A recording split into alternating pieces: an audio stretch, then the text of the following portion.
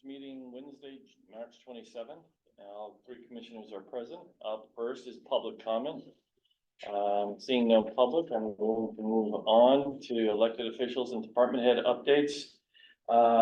Chief, are you here for your update? Are you here for another reason or? The update. All right, so why don't you go ahead and. Oh, wait, you have you're a master agenda and we'll get to that in a second. Before we say that, can we accept the minutes of the last meeting? If you want to jump ahead, that's on the second page. And Chris, Catherine's gonna come back at 10. Yeah, I was gonna say, why don't we do, chief first? Okay, Did you have an agenda? it's on the second page, under consent agenda items. If I can, we can move that around if you want. Well, but now that we're being recorded, I thought that we might want to. We can move the consent agenda up in the first thing, So, so. I don't want to get accused of the proprieties anymore. Anymore? Turn you over a new leaf. All right, I'm gonna keep on moving on, and so. Master agenda item 1166 Cheshire County EMS in the annual report. Chief is here to receive information on his possible report on Cheshire County EMS last 6 months of operation. Chief. Good morning. Is this the first time we've done this? I think it is, isn't it? Yes, so once again, new experience and continuing to learn, and please correct me if I slip up on anything. We have confidence. Thank you, Commissioner. I think this is actually the first one we've ever had, so. Yeah, no, Maybe you could actually say There that. you go, Russ. Yeah, so the jury's out on this until after. Well, to start, our staff is pretty solid and staying that way. We did have 3 resignations in the last couple of weeks. One was greatly appreciated, and the other 2 were a little sad to see. But we're continuing to be strong, ships are being staffed well, with a minimal of overtime at the current moment, but that's still what we have for operations. We're gonna reopen, I already had a discussion with Kim the other day, we're gonna reopen interviews for specifically paramedics and maybe a couple other AEMTs or EMTs. Otherwise, the staffing is good. We're looking forward to getting the deputy chief of operations set. MRI is gonna handle that. There will be a 2-day assessment like I went through for my position on April 11th or 10th and 11th, I believe. But MRI is handling all that. It's open up to all the Cheshire County EMS employees. And once that is set, we will go from there if we need a new captain or another paramedic or AEMT, once that position is settled. Vehicles, we've gotten the authorization to purchase the Swansea GMC Yukon XL. And the check has been cut and will be sent, so we're just waiting on delivery from that. Good, because last night I was asked twice by the town administrator in Swansea when I'm getting my check, and I looked at him at one point, he said, how long did it take you to get us the title? Speaking of He that, didn't say anything. you probably don't want that going out in the mail. Do you wanna, I can bring it by I if mean, that's easier. does it need to be hand delivered? Okay, yeah, so I will make sure to text Laura right now and tell her not to mail it out. If you might get it. So I will deliver that to the town administrator once I leave here. MRI. Yes. Will the relationship with MRI continue long-term or? I think it'll, whatever their contract is, which I'm not aware of. Yeah. The bottom line is that they own that we had two individuals, one is now moved on. The person that's still here is Don Bliss. Don Bliss was actually brought in initially to really work on a strategic plan.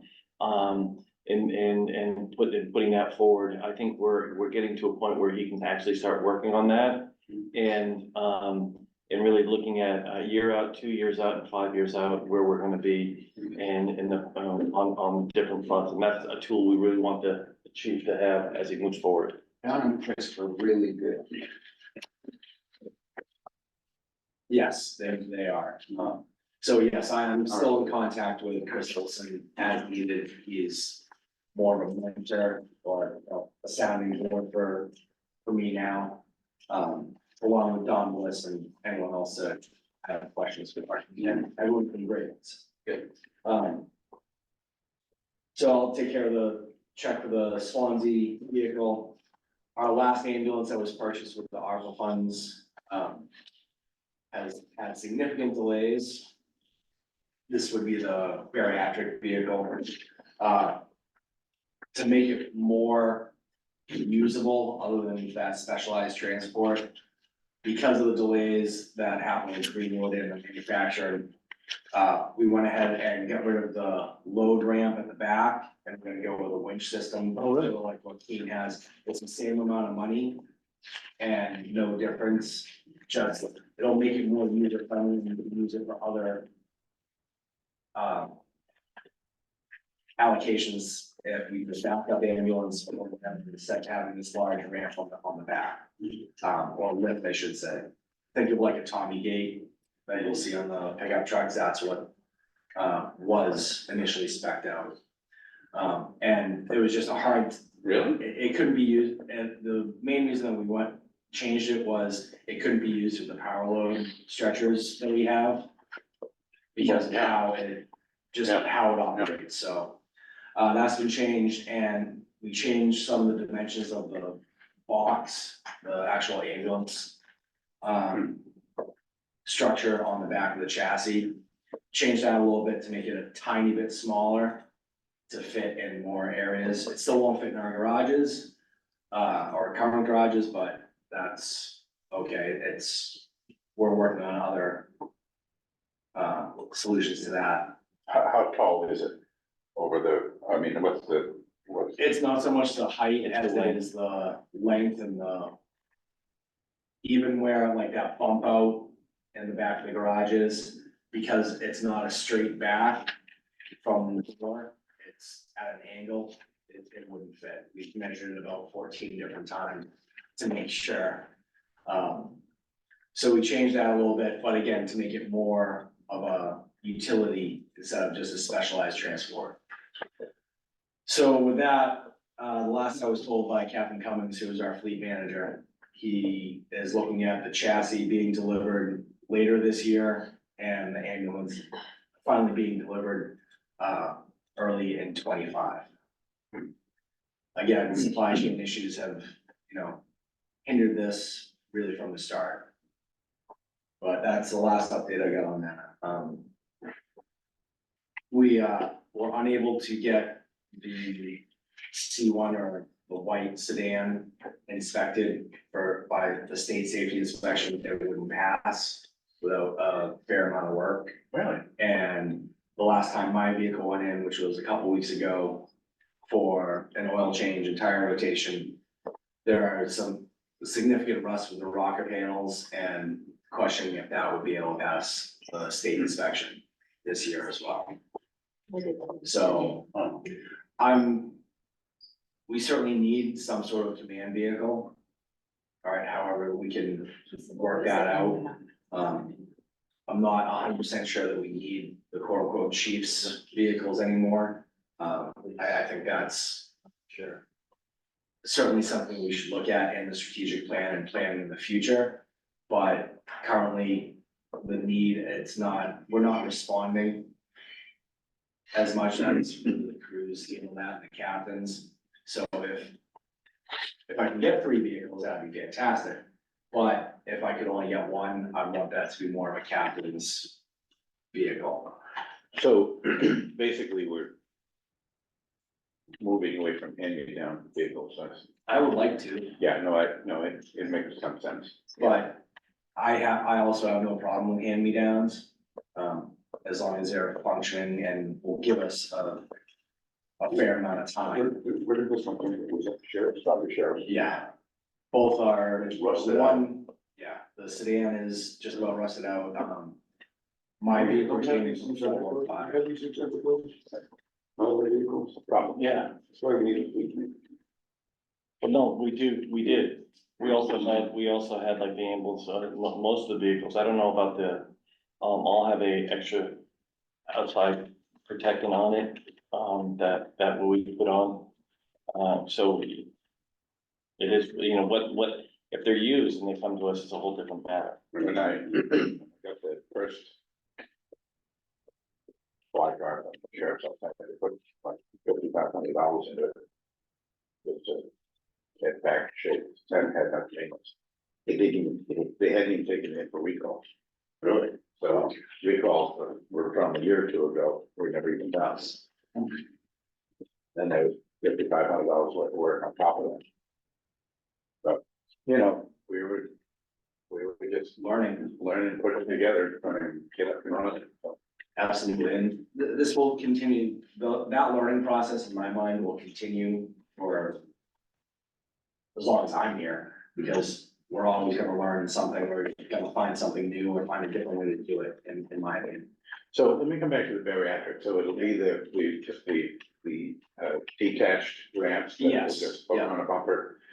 My understanding was, it wasn't a power gate sort of thing, it was the ramps that would slide out and just drop down, just like on a U-Haul truck.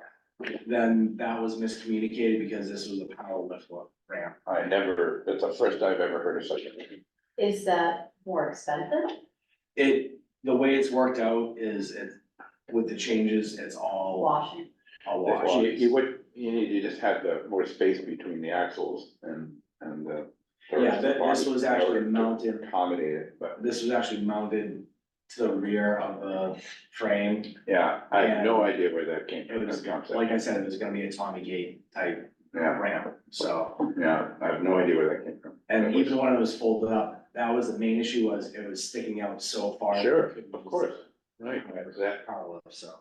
that's interesting, because I have no idea where that came from, that was never a conversation I had with Greenwood. That's one thing that, I've had Captain Cummings do, is start reaching out to more vendors, Yeah, getting better ideas of what's out there. yeah, And in probably good idea. less official conversations, we don't need anything really special. We don't need to, like, the fire departments, they always, or other towns, they'll spec out and get a specific vehicle for their service.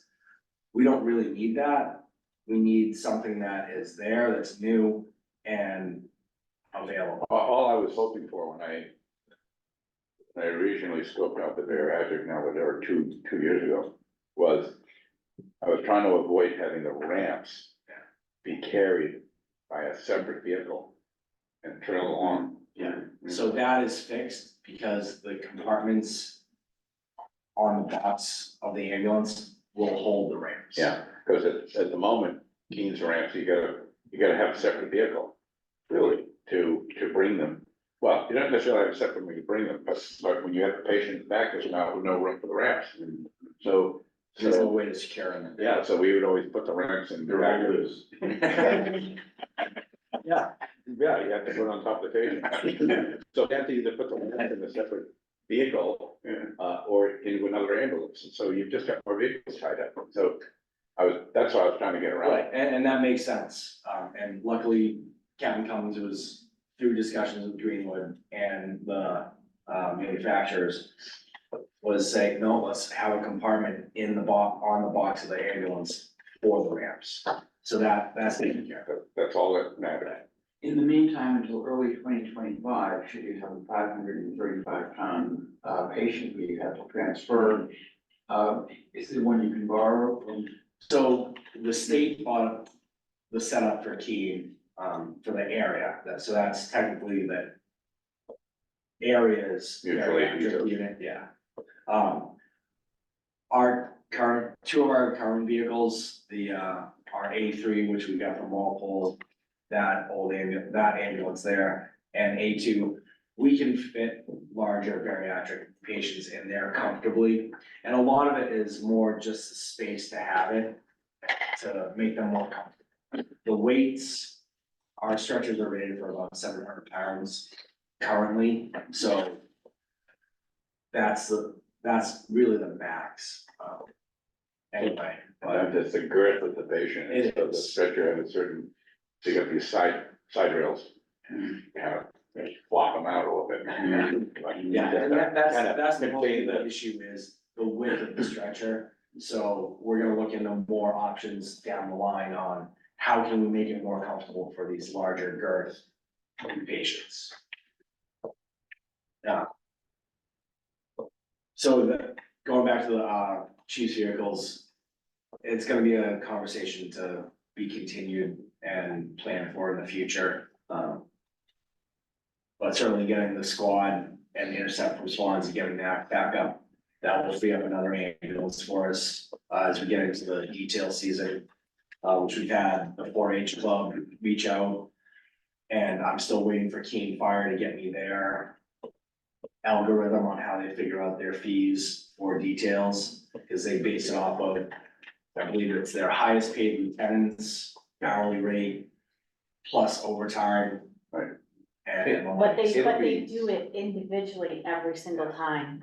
Oh, it's a different rate every time? Yes, Yeah, they depending on do who picks it it up. based on who they send out.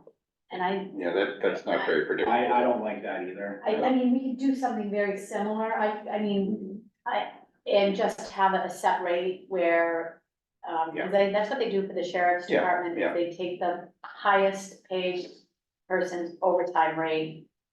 And, But they So, do it and I- different, if they do it different every time though, that if I was somebody trying to plan on something, Say, I don't want him, I want him. yeah, Because he gets paid less. right, and last time it was this, why has it gone up? well, at least they Then- have a right reason why, is because.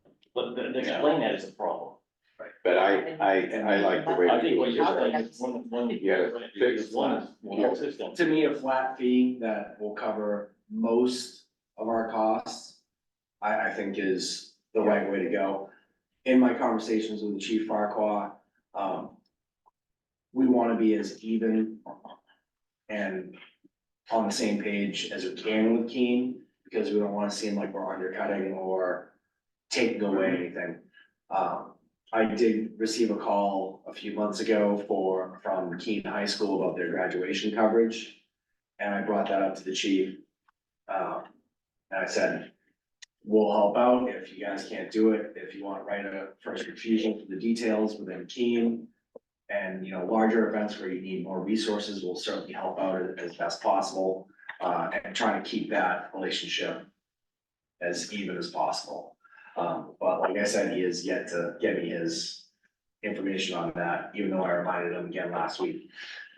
Well, I think we've got a pretty good model with the sheriff's department and those municipalities that. Correct. And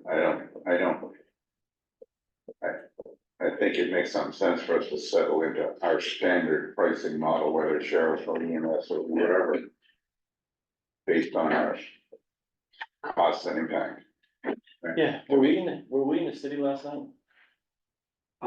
We do covered not them. know. We probably were, We Because- covered them in the middle of the day, yeah. and a bunch of people. I just know last night when I was driving home from the meeting last night over where your house is on, what is that, Elm Street? No, there was, two ambulances and a fire truck parked at a house.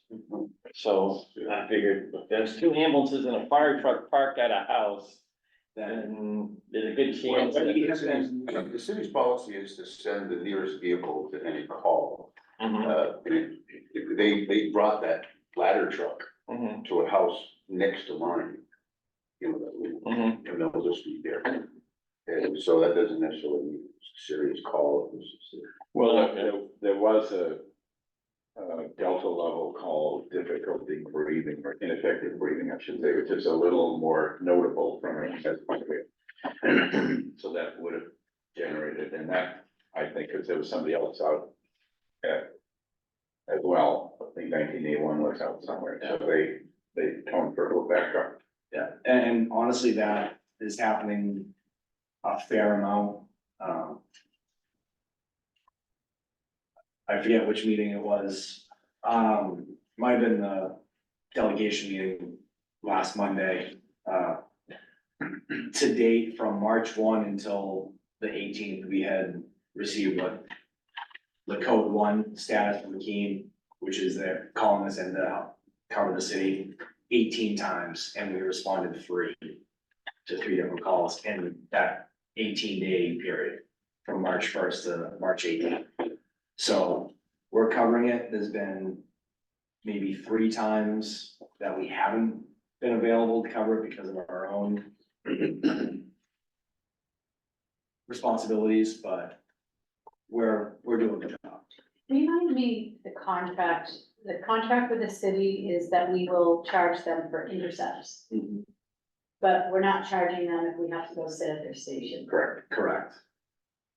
And have we done? Well, any intercepts? well, Email but them. We thought we we've did had like 3 three. transports, and there was the one that I know of was one of our medics responded.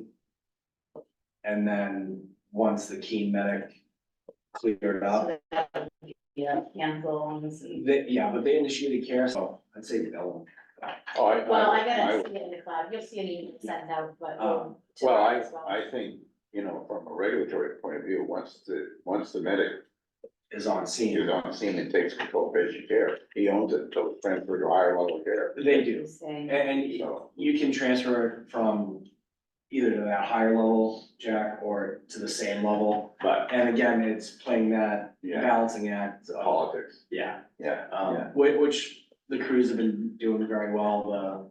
The issues from the past year have certainly dwindled to next to nothing. And the boots on the ground, there's no issues, and people are waving, you know, talking to each other in the ER, and things like that. That's good. Those relationships have remained pretty solid. Yeah, I don't think they ever went away, but they certainly went quiet through all the rest. Yes. Including Farquhar himself? He's been quiet, he's in the meetings, we have a set meeting every 2 weeks on Thursdays. We've had a good rapport and good meetings. So he's, hiding out in his office. but it's a good relationship. Good. You know, we're building that more and more. So going back to the vehicles, I've also split responsibility between 2 of my captains, between Captain Cummings and Captain Atkins for fleet maintenance. Captain Cummings is gonna focus more on the capital improvement plan for the vehicle, for ambulances and vehicles. And Captain Atkins, because he has vast area knowledge, is going to focus more on the preventative maintenance and the day-to-day wear and care of the ambulances. Because that was starting to get a bit big for one or captain to handle. Does that include restocking, sorts of system checks? Yes, to an extent, but that's more of the supply, the medical supply aspect, which I have another EMT that's taken that over from when I got promoted to assistant chief. And that's Sarah Cannell, and she's been keeping a much better track of things than I did. It's a lot, because It's no- I know. when you've got that many ambulances up and running and you're doing all these runs, Mhm. there's a lot of stuff on an ambulance. Yeah. And everything from alcohol preps to other things. It is at least, it can be overwhelming to kind of keep track of every little thing you use, what the inventory is, how many are left. And restocking those. So it's a lot. And that was one thing that I did implement previously was we have supply point of contacts on each shift. So a designated employee that has access to the supply room along with the captain. But it restricts the regular crew member from just going in and grabbing whatever they think they need and putting it on their truck. Because again, we have a melting pot of staff who, oh, I want it set up this way, I want it set up that way. And we're at the point now where like, no, this is how Cheshire County EMS is going to set up their vehicles. This is the supplies that we're gonna have. Yes, we'll take your input and ideas. And we may or may not implement them. Originally, we were just going with the state list for the bare minimum that needs to be on an ambulance. Now that we're getting busier and, running more calls and like you said, Jack, using more supplies, we're starting to up the par levels on the ambulances so that it's a quicker turnaround time to get that ambulance back into service. So pretty much as soon as they clear the hospital, they're back in service. So facilities, we're looking to renovate and expand as we are able to. Along with just some little nuance changes like a door between the kitchen and the admin room. And where my office is, along with a documentation area that I'm talking with both IT and Steve Houghton to get that going and what that's gonna look like so that we can use the available space now, but also looking to the future on what we need and how this service is. Representative Eden had put me onto a lead out on the Route 9 area to talk to a business owner about some space, and once the snow is, Where's that? I believe it was Monadnock boat company there in Stoddard area with Carlisle. Carlisle building and. No. So, We've already been through that. The building was a disaster. Which, Carlisle. No, Carlisle is the, Carlisle, it's good, you know, the other one, the Yeah. contractors one, yeah, that, yeah. although. But Carlisle is still using the More area, and more. and they didn't have the capacity for it. So that's in its infancy. When I've been driving by, I haven't seen their gates open, so I haven't been able to stop them and talk to them yet. I have been reaching out to the area chiefs who are proving rather difficult to get a hold of or return phone calls. Sure, that's right. But we're continuing to move forward with the community outreach and education along with the municipal aspects. We just received our first training mannequin that our deputy chief, Mark Kramer, is very excited about, which is why we're almost late to Swansea last week, because he was getting it set up and looking at it like a kid on Christmas. But that is, he's starting to get some scenarios programmed into it, and basically what it is a mannequin that you can do anything that a paramedic would do in the field to an actual patient. We can do this to this mannequin, up to and including, because it's very, very water resistant. We could put it out in the woods on a day like today and have our crews train and like it was an actual search and rescue, and then treat the patient appropriately depending on the scenario. So that was bought with the SAMHSA grant money, and it's a fantastic tool. Everyone's very, very happy with that. And it's gonna allow for better training on shift and for education with other municipalities. Yeah, it's a expensive piece of equipment with mannequins. Yes, But it offers an opportunity for us to host training for every facility in the area. Even maybe even beyond that. yes, absolutely. And Way much as a human. Not quite as much as a human, but we have other mannequins that we can, Or it's more expensive than most humans. yeah. Most expensive. Yeah, oh, sure, yeah. Well, no, I'm saying to bring it out in the woods, you get an idea of what's gonna be the most of back in and all Well, to an extent, not quite that realistic, but they have other dummies for that. We have, we.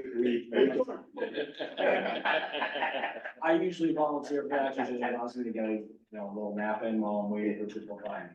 In Walpole, we have dummies that just hangs on the wall, but then you throw it down ravine, and you go down there, and you ropes and your whole thing, but you can only do so much with a dummy. Yeah. And, yeah, really, the only thing you're doing is just packaging them up, kind of climbing up the hills, you can't really administer any.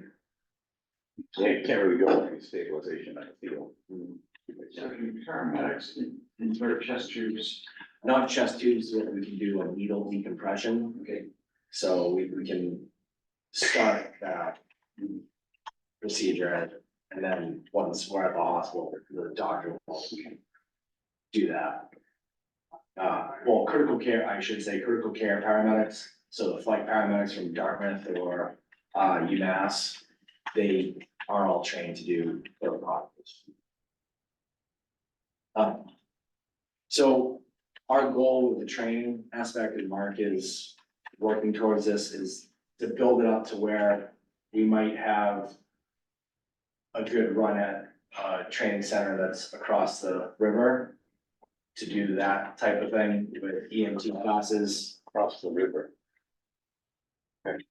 I'm trying not to say. No, that's not fine, no.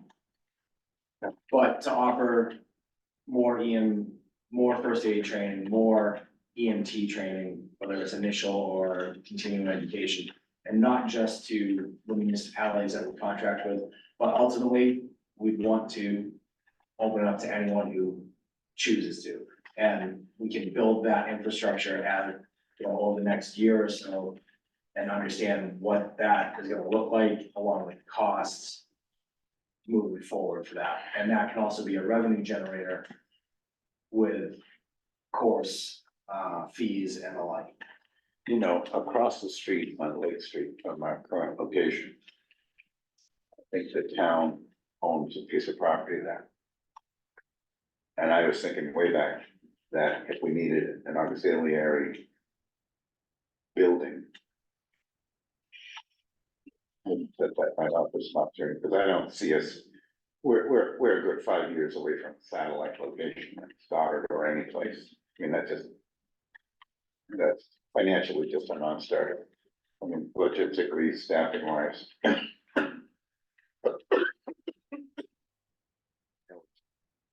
Interesting. But if it, sorry. Yeah, why would it, if it's, we're not adding staff to do a satellite, are we? No, you're changing. You're moving that. You're changing response times to an area that doesn't have a great volume. Well, that's one thing that, so 2024 is going to be our base data collection year. 2023, we didn't have the right things in place. This year, we're really starting to collect that data, and that will help us in the future plan for where a potential satellite base is, all right? Obviously, here with Maplewood being one of ours, and Catherine being a great host for us. It works because, one, we're here for the county nursing home residents more quickly, but the volume in Westmoreland isn't that high. No. So but it was here and it worked. This is only because it's free. I know. Correct. And we have, Right. and we needed it to get the first ambulances licensed, because they had to be in a Inside. place, in a building, needed buildings, so. So we again, really didn't have any choice. these are really just ideas or talking points for the future, just to kind of have them rattling around in our heads of where are we gonna be with this strategic plan that Don Bliss is working on in a year, in 2 years, in 5 years, in 10 years. Yeah, the heat mapping ultimately will be, Yes, should be that, our core guidance. yes, 100%. In terms of response times and heat mapping, just so we don't sacrifice time for any political interest of having Right. subdivision somewhere. And that, to me, the politics shouldn't play a role. It's Absolutely. where, and obviously where you chose to put the Swansea base for our current calls was perfect, because most of our calls are in Swansea. Yeah. That's where and we're centrally located now for the rest of the county. But ultimately, we want to get those response times down throughout the county. All right, regardless of the political aspects or whatever, it's more, as I've always said, it's about the residents. And if we can make it work, we make it work for them, so that they're getting a response more immediate and in less time than they are now. It'll be interesting to see how the operation and the heat mapping and also data changes, depending upon what Fitzwilliam and Troy ultimately do with their own startups. Is Fitzwilliam able to do 24/7, or are we still helping them out on weekends? They haven't asked for our help recently, so I believe I know they had one EMT or AEMT that had surgery, so that's where they were lacking on weekends. But we're still responding there and backing up both them and, Winchester as needed. Are we out in Winchester on a semi-regular basis? For the intercepts, yes, the backups not as much. Okay. So that is, Does Winchester not have to transport the valuable? they have in the past, yes. I mean, most of them. Most of it's Cheshire or, into Massachusetts, but we'll see that with any of those more southerly, regions of whether it's Winchester, Richmond, or, Fitzwilliam. That they may go down to Hayward and Gardner or Athol Hospital down in Mass. Who makes those decisions? So it's a combination of what resources are available at those hospitals that patient may need. Ultimately, it kind of comes down to the patient's request. Okay. Of, hey, I'm seen at Monadnock, or I'm seen in Athol, or I'm seen in Cheshire. So the provider will take that into consideration, along with, well, you need this specialty. Cheshire doesn't have it, Athol has it, so let's go to Athol because we're closer to Athol, depending on your geographic location. So it's a multitude of Which is a good way to do it. yeah, but ultimately the patient can, it's their choice as long as they're alert and oriented and know what's going on and have their faculties about. When we have a suspected stroke, there's actually a nice app that you go through and give you a score. And then when you finish it, they'll tell you the facilities, the closest facilities that could provide the level of care that a stroke patient, a clear stroke patient would need. And for the most part in this area, you're calling a air medical. Because Cheshire can handle a bit, but the strokes, the heart attacks, the multi-system traumas, they need a much higher level of care. So if they're able to fly and able to get there, air medical is the best way to go. And do all of the ambulances have EKGs Yes. so that you can recognize ST elevation? Yes. All of our ambulances are still stocked and supplied to the paramedic level. Okay. So I can jump onto any ambulance and I will have all the tools that I need to be a paramedic. And going forward, actually, those will be ongoing considerations Yes. as to how many units are paramedic certified. Because, upwards of 70 or so % of your calls are BLS level calls. Mhm. There is an additional expense associated with stocking an ambulance to the medical level. And, you got drugs in there, they age out, you're always refining what drugs you're taking, what the expiration date is, how often you're using them. And whether you need, 5 or 6 medical level ambulances when majority of your calls are BLS level.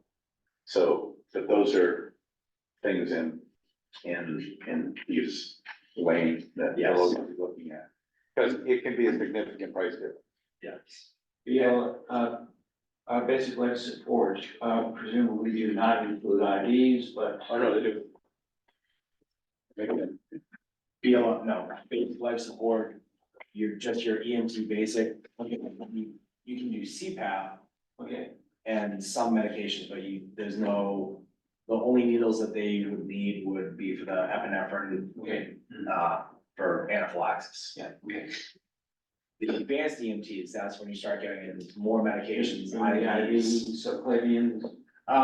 No one does subclavians, that's a hospital skill, but maybe someday they'll list. One second careers in EMT. No, thanks. Good job, Alice. So that is one thing. That is one thing that I'm looking at as part of the 2024 data collection is seeing where we can streamline things, how we can best set up our budget to do what's needed for this count. You know, incrementally, I think, you know, there's probably no downside to having IV stuff in every ambulance, but the medications are the one that I. Well, with that, is the prices, but it is, but we have that agreement with Cheshire Medical Center, so all our medications that we have on the ambulance come from, they're actually owned by the medical center. Oh, So good. we don't pay. And they for them. rotate them out. based Yes, on- we do. Okay. One of our other captains. Oh, that makes a big difference, because Oh, how nice. One of our other captains handles the medication, That's great to hear. and we get our IV supplies and IV fluid through Oh. Cheshire as well, so well, that expense is not there, Oh, great. the others, the big ticket supply items that are expensive are, we go through an awful lot of cardiac electrodes, so we can see what the heart is doing, because every level can put on a monitor. So that we go through quite a bit of the electrodes. And when we go through our stents of having multiple cardiac arrests, we go through an awful lot of pads, and those are very expensive. You're looking at $400 for a case of 8. Wow. Yeah, it's, Well, the good news is none of it's reimbursable at the moment. hopefully that'll change Yeah. soon. That'd be a issue. And the other part that, I understand why we're going through so many is the entitled CO2 or entitled carbon dioxide. And what that does is it's a sensor that we already have that our monitors are capable of reading. But the attachment, it's either a nasal cannula, so it over oxygen into the nose, but it has a little lip or a spoon that will take the exhaled carbon dioxide from a patient and give us that reading. And that has really, in the last 5 or 6 years, really become the gold standard for everyone. And I think the manufacturers know that and are like, yep, we're gonna charge for this sensor a bit more than they probably should. They're disposable. They are disposable, single use, so those get gone through rather quickly, and that's a large expense, so luckily they don't expire. So come April 1st, once the budget's fully into effect, I'll probably be making a larger purchase to keep those on hand. You can technically start, ever since it got passed on the, 18th, it's good to go. Okay. April 1st is just an effective date More of of the the finance increases that we salary. provide, so we're good to go. All right. I know he needs to get together with me, and so We- now it's and gonna I'm end up looking being when I forward get back. Yes. If in the field, the CO2 sensor does not show CO2 coming out, meaning inadequate CPR or Yes, and or no respiration, or dislodged into ET tube. yes, what do you do then? Well, you work. Fix through- it. You fix it, it's one way or the other. How do you fix it? One, you swap out compressors. One thing that we are going to be purchasing both for training and for a piece of equipment is the Lucas device, which is basically does chest compressions for you. So I'm sitting with a Stryker rep later this week to get a quote on that. And again, one's gonna be through training, one's gonna be through our budget. So only know me too, but ultimately, that's something that we need to get a few more of because of the distances that we're traveling and the fatigue. At the beginning of the day, from my point of view, it's about managing the airway and making sure you're saturating the airway. And to figure out why is the oxygen not going into the lung, why is it not that air exchange? And that comes down to, like you said, with ineffective compressions, or is it that dope mnemonic of with ventilators or intubated patients? Is the tube dislodged? Is it obstructed somehow and you have to suction it? Do they have a pneumothorax, or is the equipment? So all of the providers would go through that mnemonic to troubleshoot and fix the issue. I watched this, or doesn't matter, I watched a 25-minute video on rapid sequence intubation, where they were for 25 minutes to was it Emily Bromley. Yes, Okay. yeah, that video on, It was instructional because they killed the patient basically, because there was 3 docs, different levels of anesthesiology, ENT, and surgeon. And they spent so much time trying to perfect the intubation. She had some anatomical anomaly that made it difficult to visualize. And they periodically thought about oxygenating her, yeah, but there was no reading on the end title. end title. So they clearly weren't effective. And that went on for 25 minutes. And then they finally decided, well, so meanwhile, there's some tech in the back saying, you know, I've got a, if you do it, you've got it, I got a kid right here, you just get her some air. But they were so focused, oh, well, let's try a different tube. And that's one thing that certainly the Patient tube, they never woke up. will help alleviate providers getting that tunnel vision that happens to all of us. Exactly. You know, that's why they say it's practicing the art of medicine. She, so they tried to bring her out of sedation, they weren't successful, she died. Isn't- 13 days later. Isn't the, as Chelsea said this to me, Doc, how do you say it? I always.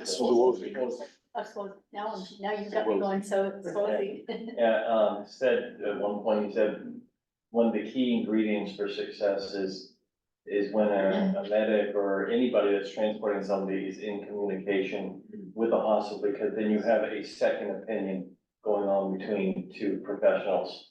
And then because all too often you can get into the zone of this is what, and you're not asking all the questions. Right, and that's, again, in the future.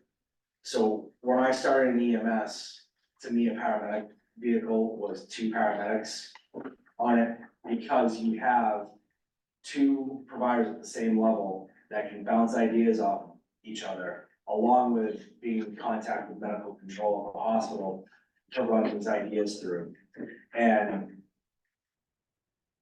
ultimately, I would like to see our intercept have 2 medics on, depending on call volumes and how that looks in the future. But because odds are that intercept is going to a horrendous type of call, or a very acute patient that needs all hands on deck to help take care of them. So in my mind's eye, having those 2 paramedics be able to bounce ideas off each other and work in concert to treat that patient as effectively and as quickly as possible might be a route to go down, because that negates the tunnel vision of one provider who's the highest level of care on scene, and the only level or the only provider at that level going, hey, this isn't working, maybe we should try this, or having that, new EMT not know exactly what is going on because they haven't had the exposure to these type of calls or as much exposure. And not knowing to say to that paramedic, hey, we need to oxygenate this patient, you've been in the airway too long, or whatever the situation is. that might be something that we can look at in the future as well, as far as how we do our staff. It's certainly, a concept that's been out there for a little bit, and actually in my reading, the feedback is mixed. That sometimes what one paramedic can fix, two paramedics can pretty much not agree on, and therefore have a problem. Right. Whereas some of the training suggests, listen, you're all equal team members. And one of the things to break that tunnel vision is hearing from anybody, regardless of level of care, about what else can we do? What are we doing right? What am I missing? Mhm. And to just open that up, that everybody's on the same level in terms of having input into the situation. Correct. But yeah, I don't know what the answer is. Right, and again, just, these are the ideas that I've been coming up with or thinking of really over the last year and a half of where this service should go in the future, or how it could go. Yeah, I mean, I've been on calls where Dr. Solozzi says, what are we missing? Is there anything else we can do? And does anybody have any ideas? Because he doesn't want to be pretending or acting like he's the only one making the decision, or that anybody else is. That's good to hear. Yeah. And most good advanced providers have gone through enough trainings over the years of, they say, anyone else have any ideas? I know I've certainly done it myself. And that's even with another paramedic on scene or just being the only paramedic on scene. So it does vary, and it's just an idea.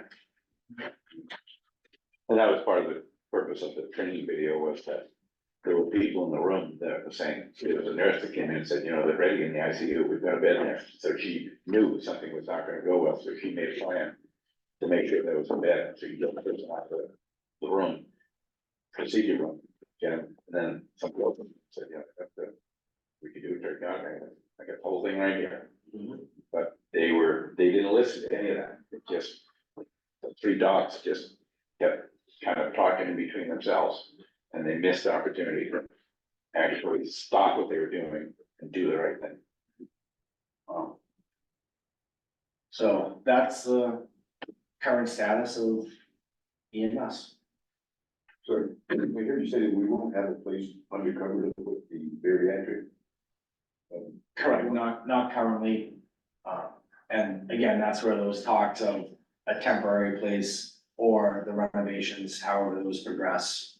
And luckily, we're not getting the new ambulance until early next year anyway. So that gives us some time to.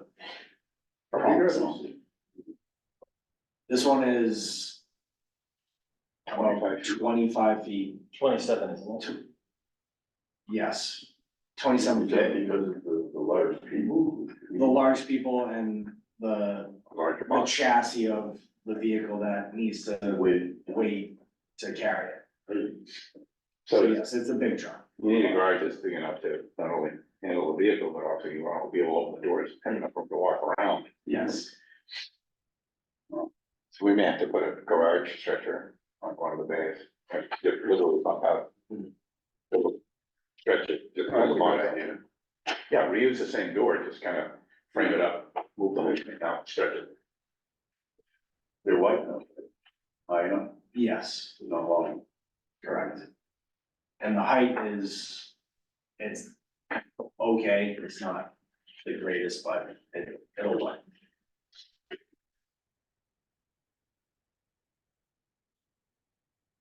Cool, that's all good, it's all good. One other quick question, and I wish Cheryl were here for this, but in yesterday's Sentinel, there was an article about ambulance services, and one of the things which it pointed out was that, in some instances, the payment for the ambulance services is a check written to the patient, Yes, and, does that ever happen here? All the time. all the time. So Well, that. We that's the get people, we insurance. get people calling us saying, what do I do with this check? Yeah, Where's the bill? And Police station change. That's probably what the article was about yesterday, I'm guessing. No, it's just an overall state Was it? thing. Yeah. If, you Well, know, that's everywhere, gentlemen, that, I've seen that from certain insurance companies everywhere. the, can't remember the name of the bill, but it got a I'll get it. lot of maps on it. Yeah. It came out of committee 18-0, you know, to pay the provider directly, like we do everywhere else, except in EMS. The insurance companies want you in network and they will punish you if you're not in network, and so they take longer to deliberate the claim, they don't send you the money. And that doesn't happen in any other insurance, commercial insurance reimbursement setting. Healthcare wise, yes. It is purely the punitive and aggressive posture. But It's Senate Bill 407, direct pay for ambulance services.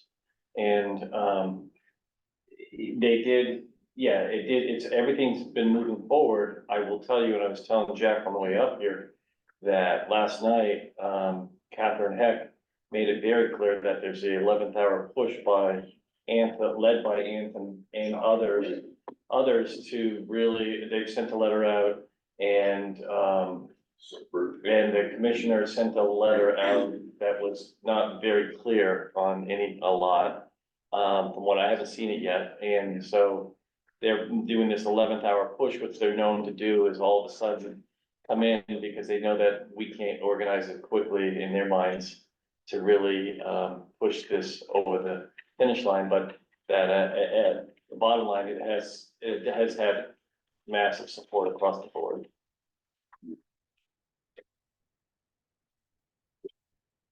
Any other questions, gentlemen?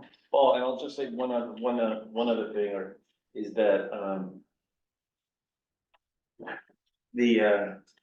what was it? I lost it, never mind, I'll think of it in a second, but yeah. Damn it. Oh, did you get were you able to get the data that was needed for Swansea? Yes, Okay, and did they understand about the addresses? that's one thing I'm gonna talk to them today about, is why they actually need the address that we're going to, because like we had talked about, I voted on a, it's a borderline HIPAA violation in my, yeah, the minimum, they don't need to know it. They don't have any to know. Yeah,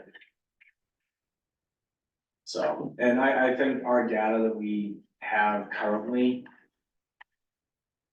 exceeds what the contract says for our data was reporting. Whether the town administrator sees it that way or not, I think it's just a matter of discussing it. And going from there, and certainly in the future, say, this is how we'll report, you'll have up to the moment data via this website. I think the good news is Jack has said that he'd like to participate on the statewide ambulance, committee, which I think is gonna be helpful for us too. Absolutely. Because I think, You're saying joke. What's that? no, I Okay, maybe I it's a mentioned, joke. it, Oh, no. I know you're. Yeah, and so I think. Well, that's- I've suggested to, I've already suggested to them that they need to change the name and get away from this concept that reimbursement or any recognition about this should be tied to a vehicle. This is pre-hospital care, so the name should not be New Hampshire Ambulance Association. It should be the New Hampshire Association of Pre-Hospital Care Providers, or something like that. To get away from this concept steeped in decades of legislation that only reimburse you if you transport. It's not a taxi service, so let's not attach it to a vehicle. An ambulance is a vehicle. What we want to do is get reimbursed for care. We want to be a provider, licensed providers, and that's what we need to get reimbursed. Yeah. We'll see how that goes. I gotta get, I will tell you that I should Catherine, go to my first meeting first before I take. over. Yeah. yeah, no. I believe the next one's in June. I think they're excited by us having a presence there. Yes, And I think they understand that this is a different body that may have a little bit more ability to come after. But everything we're doing, it's not just about private, it's about municipalities too. Because and I think sometimes it's Everybody wins lost. on this. I think it gets lost. It's everybody. because it's my taxes that are going up if they can't collect on certain things. If we're billing for $6 million and only getting, 2 million back out of that, then everybody else is feeling that same pain, and that's criminal. It's just criminal. Literally, everybody wins, every municipality, every patient, everybody. The only one that doesn't, I'll say win, is the insurance, the commercial insurance carriers who want to maintain their profit margin. And they make billions, I've got all the data, you look at every single one of these companies, they make billions of dollars. They're keeping, in accordance with Obamacare, they're paying out 85% of their premiums, keeping 15%, because that results in a lot of money. Yeah. But, and I don't mind saying this for the record, you and I attended meetings last year at the commissioner's department, Commissioner of Insurance and Commissioner DJ Betancourt was there.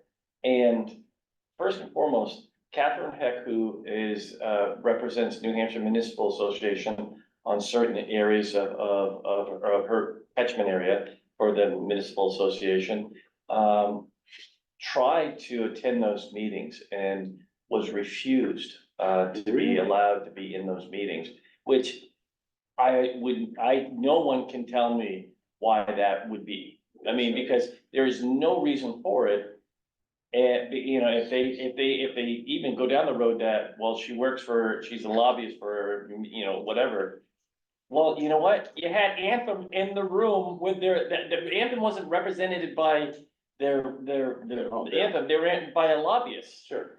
I can't believe she wasn't allowed in there, and she has an incredible extent of experience dealing with, because she comes from Wall Street, and then after Wall Street, she worked with some ambulances throughout the country to get them financially on where they need to be to move forward. So she understands this topic much better than most. We need to galvanize a response to this, because the insurance commission is in the pocket of the commercial insurers. They always have been.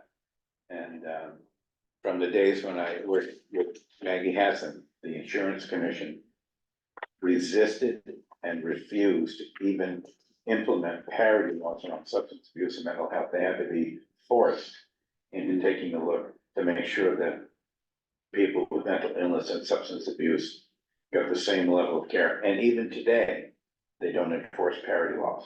It's been the law for almost 10 years now.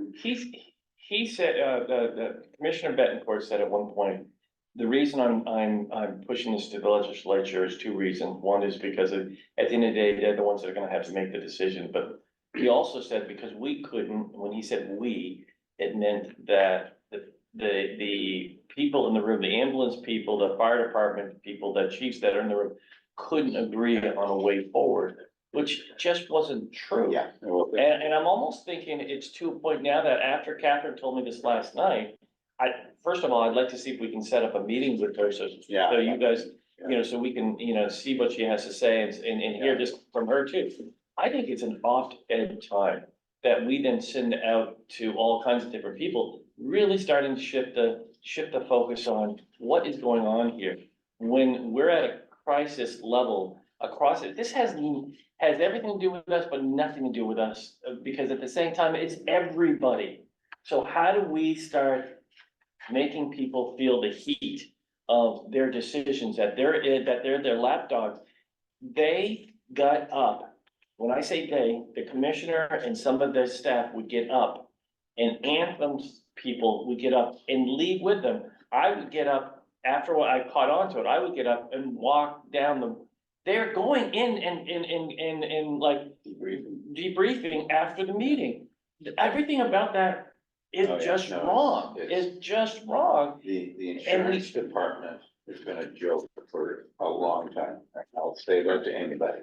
And I said it to the governor back then, but she couldn't get them to be really responsive. It's a joke, it's an absolute joke.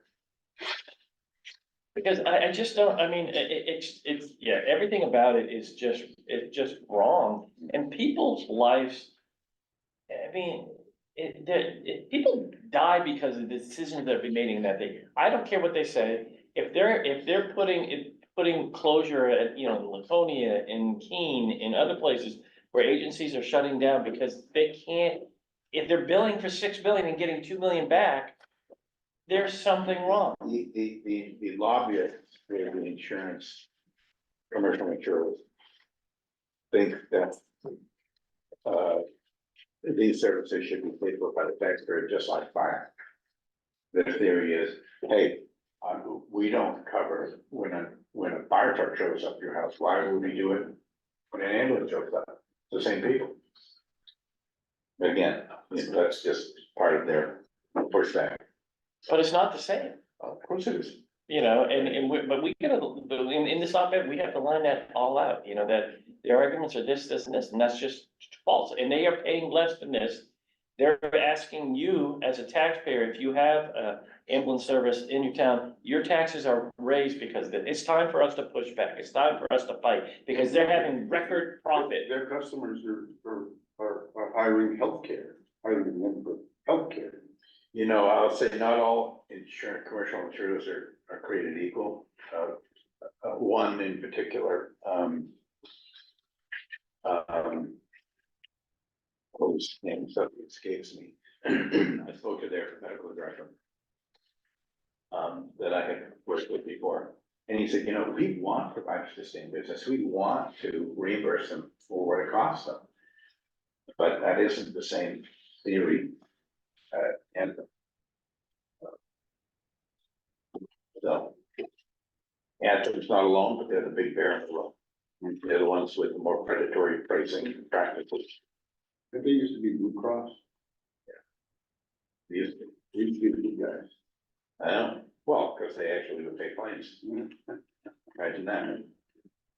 Yeah, and here's the Anyway. thing, in the biggest ambulance service in the state of New Hampshire is Stewart's, ambulance service. They tried to negotiate with Anthem. And for 18 months, they negotiated it, and so that they could, you know, go in service with them, in network. And after 18 months, they finally came to, the conclusion that unless they were willing to, you know, say yes to everything that Anthem was putting on the table, they were never going to get to the finish line. There's no real negotiation. It's just, Yeah. it is oppressive, predatory when you're that big. And you're only, Control the market. and you're only dealing, if you're negotiating with Anthem, you would think Anthem would cover Anthem's, you know, whole spectrum of coverage areas. No, you're only doing New Hampshire. We're, you know, we have state, Anthem in other states that come and visit us here. And so now we have to go down and deal with Blue Cross Blue Shield down in Massachusetts.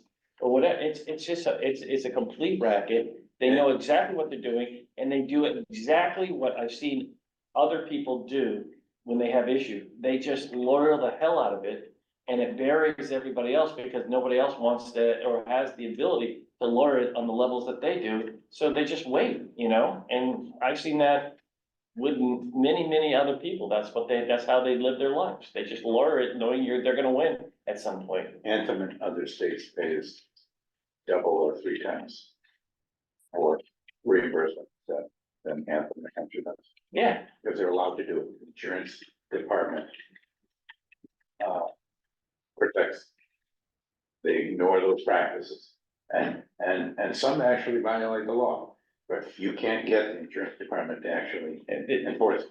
the insurance company, all the insurance company would have to do is say, we are going to mirror the states that are surrounding us. Because Maine and Vermont, they get like 3 to 4 times more what we're getting right now. And if that was the case, then, you know, and everybody else, Anthem means everybody else is coming up too. All of a sudden, you would see that people, we wouldn't be at the cusp of what we're on right now, because that 2 million would go possibly to 4 million. And that's a huge difference in the scheme of things. Huge. So, you know, that's that 50 to 60% she was talking about last night. if we had 50%, 60% of monies coming into us, That'd be a lot easier. would be a lot easier, so, And we won't fix it today, but that might be my next. yeah, sorry. but it's not- Yeah, Something comparable to that is the fact that, Peterborough Hospital being a smaller hospital, they are paid almost twice the Medicare rate Cheshire is. Right. And Cheshire sound, provides considerably more services than Peterborough does. Yes. So they did that deal. well, because they have to protect the, what do they call it? What's the, rural? Critical access hospital. Yeah, critical access hospital, yeah. So they don't do a lot, they don't do everything, but we need them. Yes. And so this is like a lifeline. Yes. And, we don't care that Cheshire manages to lose 2-3% because they just have more reach, more draw, more volume, so the chance of the money overcoming some of the expenses, but, Speaking of political stuff, I just got a headline on my phone, Annie Custer is not running again. what? Wow. Annie Custer is not running again. Don't say that, I knew that 20 minutes ago. Wow. really, Really? ever since Davis left, she's. Yes, she back has in. been, so sad without me. I guess so, it's obvious. It's been, this isn't an insult or anything, this has been her last term since 2018. Every Oh, term okay. since then has been her last term. And then ever since she was chair of the New Democrats in Congress, I think that was pretty fulfilling. So she had Oh, a good last term. So does that mean? how old is she? So that means, I think that means, Yeah. she is 67 or so. Yeah, just around retirement age. Around it. So you know this? 20 whole minutes ago. Okay. Oh, So I got advance notice, yeah, very special. okay. Mine came about 6 minutes ago. Oh, okay, so 14 minutes. Yes, you know. Wow, Yeah, that's dangerous, actually. it's good, Harry. Yeah, because the, And you know, Yeah, I do. yeah. All right, Let's keep on going, now that you just blew my day. Next up would be, master agenda item 1167, retiree dependents. Cheryl's gonna talk to us, action to discuss policy regarding retiree dependents. So I feel like I've already had this conversation, but, oops, I'm sorry, Mom. Okay. Where this is, it's come up is, we are required for any county employee that retires and collects the New Hampshire retirement system pension, that essentially they have the ability to stay on the county insurance indefinitely. Anyone else that, leaves employment, they get offered COBRA, and COBRA only lasts for 18 months. Most people don't take COBRA because it's very expensive, but regardless, we have a handful of retirees, probably I'd say maybe about 10 of them, that are on our insurance and then also cover their dependent. We have only recently experienced this for the first time, which is odd, that the retiree had passed prior to the dependent. And we never really thought much about it. It just came up very recently from our insurance company where they were questioning, what do we consider this person? Because this person is not the They're no employee. longer dependent. Well, right, so I asked Kim to find out what the other counties do, because we're not required to continue covering the dependent. Interestingly enough, she found, based on the poll of the counties, and I don't know if it was all 9 of them or if it was the majority of them, they all continue to cover the dependents, but because only Cheshire and one other county are self-funded, the rest of them are not. So their attitude is they're paying the premium 100%, who cares? On our side of things, we pay their claims. And granted, when they're over 65, they are now secondary on our plan, Medicare is primary. But not when it comes to their prescriptions. Because their prescriptions become they don't have to get a Part D plan. Okay. And prescriptions can be hefty. And I'm not necessarily saying that I've polled this population, because I haven't, but it's made me wonder, do we want to just continue keeping the dependence of our retirees on indefinitely, only because the New Hampshire retirement system says we have to cover the dependents, the retirees? Or do we want to, at the point of when a retiree passes, that we then give the dependent real COBRA paperwork that extends them for 18 months, giving them the opportunity to look for something different? I think the latter. I kind of agree But for too. the I same realize reason- it's our, What's the financial impact on the plan? Is it just when some catastrophic happens or? Well, no, we pay all the claims. we pay all their claims. We're self-insured, So in other so words, we're actually paying out more than they're giving. Well, potentially. Sure. Currently, well, there's only two that are self-insured, right, walking I in. think that's what Kim learned, Yeah. is that I just didn't know there was after another Rockingham, one. I didn't know there was another one that was self-insured. I'm not Yeah. sure if she can hear me. Kim, can you hear us? I guess Yes, I not. can hear you. Oh, when you reached out to your counterparts in other counties, you heard that, only one other county is self-insured when it comes to insurance, correct? Yes, And that when it comes to dependents staying on the insurance, all of them said they allow that to continue on, but the other ones don't really feel the effect because they're not self-insured. And, right? Yeah, right, because they're paying the premium in, I don't think it should look any different. Listen, if I'm an employee and I I'm know. covering my dependents and you. and I leave employment, the dependents have to do something else. I don't see this as any different. I feel the same The way. nexus between the coverage and the employer is the relationship. And once the relationship changes, they're no longer a county retiree. Yeah. They're a deceased But do, former county. So the but do we dependent, grandfather? Well, the reason why is we Why have would we one not person. grandfather those already that are? the dependents? Well, we don't No, cover. grandfather those that are, that. There's only one. There's only one, but moving forward, Oh. We have I see. one dependent whose spouse passed that was an employee, probably, I don't know, sometime in 2023. That Okay. we didn't even, Well, think no, I about don't it. think it ought to be retroactive. I mean, Okay.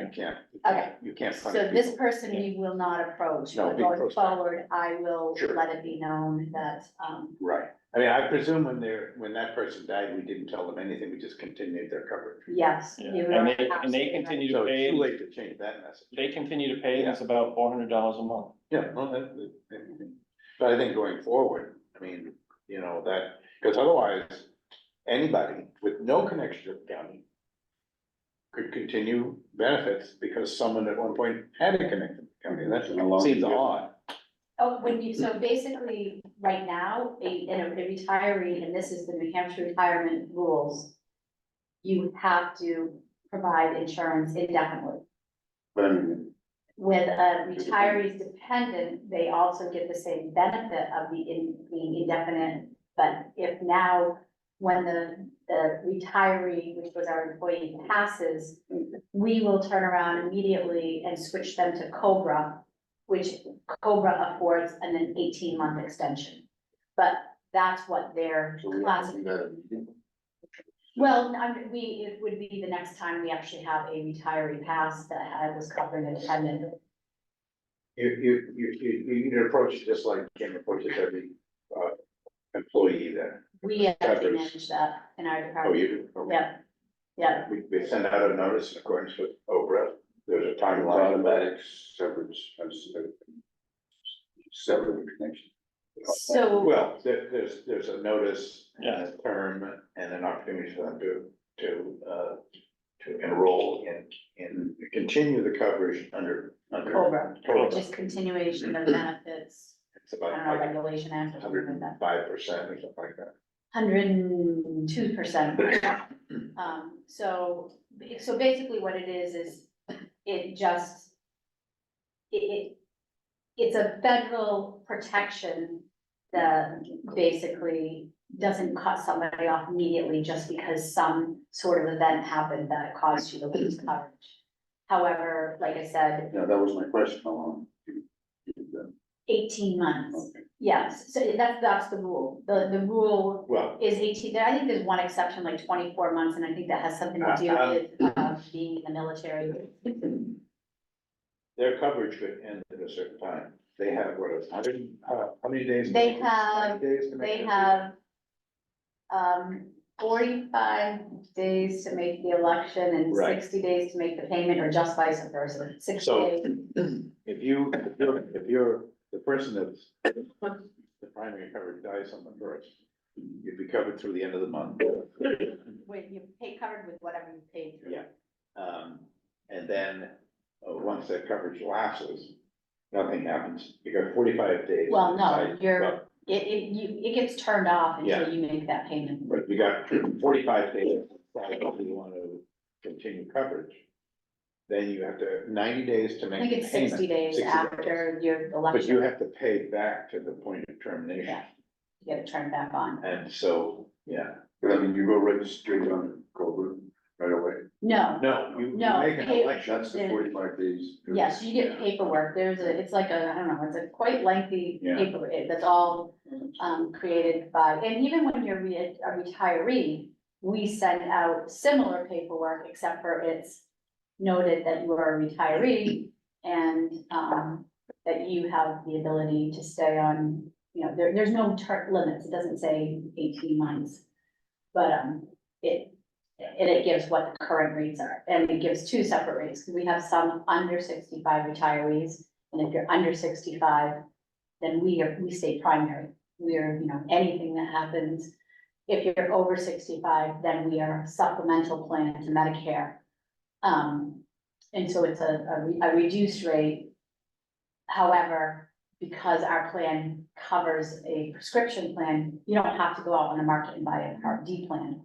So, and some of it, like I said, I haven't analyzed this population, but our prescriptions are a pretty hefty part of our claims for our health insurance. So, not to be cold, I always say I'm going to hell one day. It's just another I'll see. risk, it's another risk of, the county, of anybody that continues to stay on our plan. So that's why, I think this is, but I think I think between the comments, this is the fine line, right? This is Yeah. We're offering something for 18 months as they get through this moment in time in their lives, that they have a period of time where they can pay for something and continue on what they've been receiving through their spouse. And at the same time, we're also grandfathering this one situation. yeah, So I think we're Yeah. fine. Yeah. You know, that And your people- Cobra, if you're not without insurance. Right. The Cobra's expensive because you're paying the whole board, paying the whole thing. And so, but the idea is, if you can find something cheaper, you probably should take it. If you can't find anything, and you have the money to pay for it, you can continue your coverage. Isn't it an addition But it's to what expensive. you receive?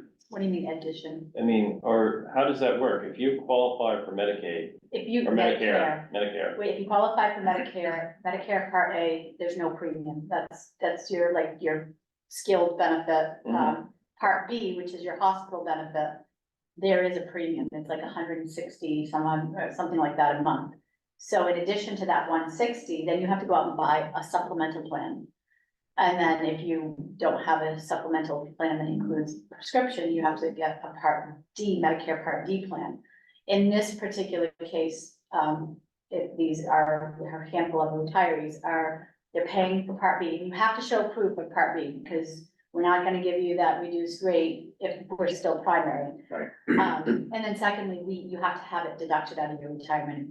We're not gonna have. You're not paying it, Bill. Yeah, and so therefore, there's a lot of people that have retired that don't stay on our plan because they have been able to find something Yeah. cheaper.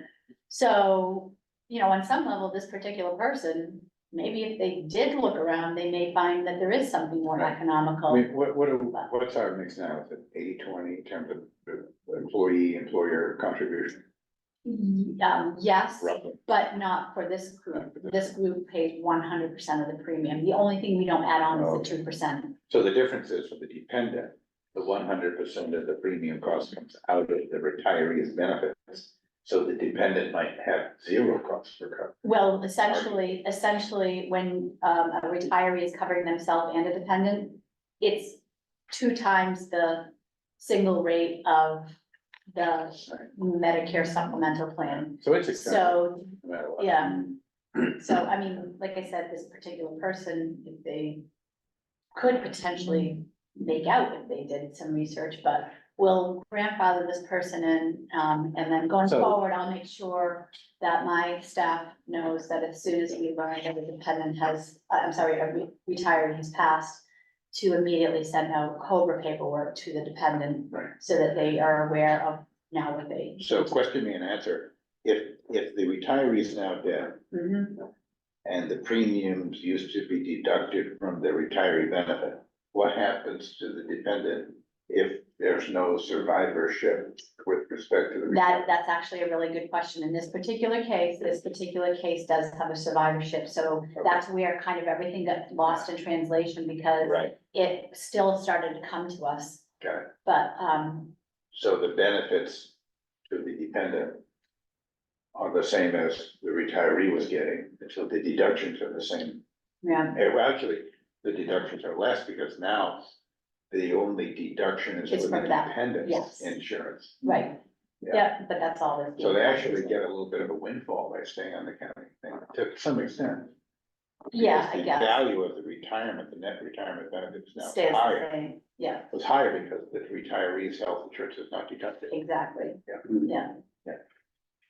But that was actually part of our conversation, is recognizing that sometimes that's not how somebody elected their benefits, Right, that the exactly. the dependent was gonna continue to get the benefit. And then, Right. because we're requiring the deductions to come out, then what? So this Yeah. helps. It helps in many ways. I mean, I just drafted it, so hopefully it actually, so if anybody sees anything, let me know, I'll share it with Kim. So with But, with the retirement system, you guys aren't, in it. When you move to elect your retirement payout, you get to decide whether you're gonna get all the money and the hell with your beneficiaries, To get a higher in the Higher. upfront, or whether you wanna get a lower amount at the moment and have that continue on to your survivor, your beneficiaries' life. But you get less because arguably they're gonna be paying longer because they're gonna be paying after your death. So actuarially, your current value for the survivorship benefit lowers your retirement dollar. Cause you're but it's paying. the right thing to do. Yeah, Yeah, I just did that and I told her no. Keep your money. really? Yeah. You don't want the survivor benefit? I'm not gonna survive her. That's what you say. She'll be alive. I seen her drive. She'll be alive. Okay, well, Yeah, do we need a vote on that then? if you wanna adopt this Adopt this as a policy. policy? Second. Okay, any questions? Aye, just for the record, Commissioner Wasback, yes. Yeah. Commissioner England, yes, and Commissioner Clark. So this is prospective Yeah, as of this date. Yeah. Yeah. Just a very quick follow-up question. What does COBRA stand for? I know it's continuation of benefits, and I don't know if it's continuation of benefits, You said something. I know, Sounded- now I can't- Sounded good. Regulation Act or something like Yeah, that? that's what. it- I'm sure I. You're making it up. So Close enough. does anybody else need to review this in terms of either our TPA or No. retirement system or anything? No.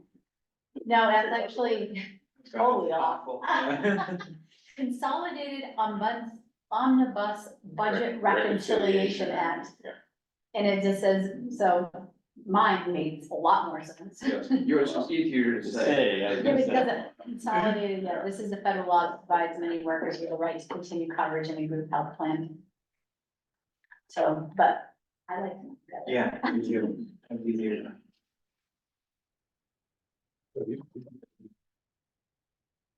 Hey, Davis.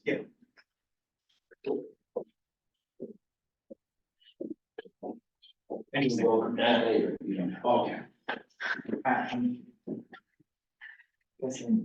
need something signed? No, I signed it, so I'm gonna do it all. I gotta go by there. So, yeah, every day. Yeah. I thought you were non-public. Oh, No, there's some people out here and doing some things, so we just like, just, so we didn't want them to feel like they were invading us. Good luck. Good morning. Good luck. Good morning. I'm still shaking from mine. Oh. You do. You did very good At though. least the crying stuff, that was like a little over the That's top. why it's 20 minutes. My eyes stop swelling. You guys have a good day. Thank you. Yeah. Bye. Oh, and Laura has that check for you, Okay. so if you drive by, Right there anyways. awesome, thank Well, you. if I go in the hospital, so I can have Dr. Swilly sign my research.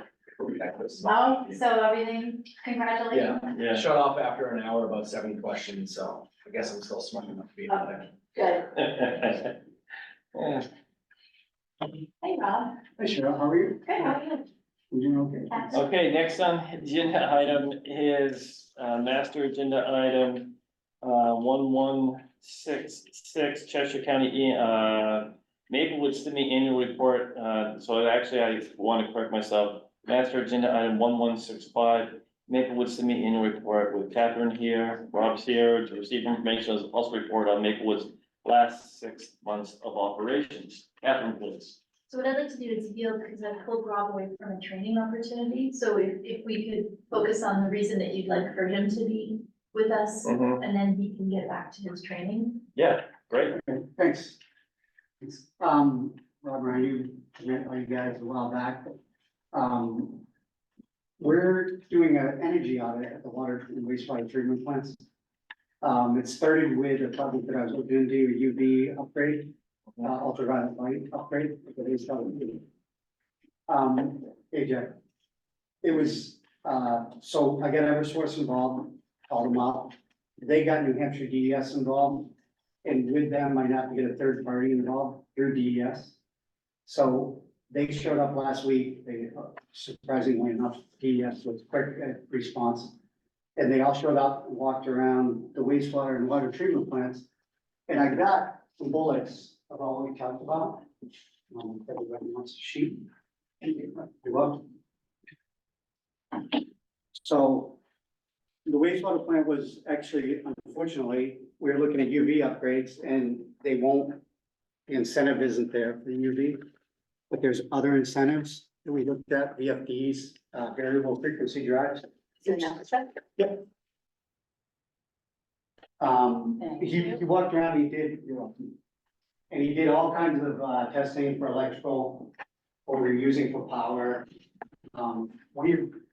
Since we put the, addition on for the nursing home, we separated the power of the water and wastewater from the nursing home. So there's one, meter down at the bottom of the hill. It runs both facilities. He suggested, one of the suggestions, and I'm not really sure.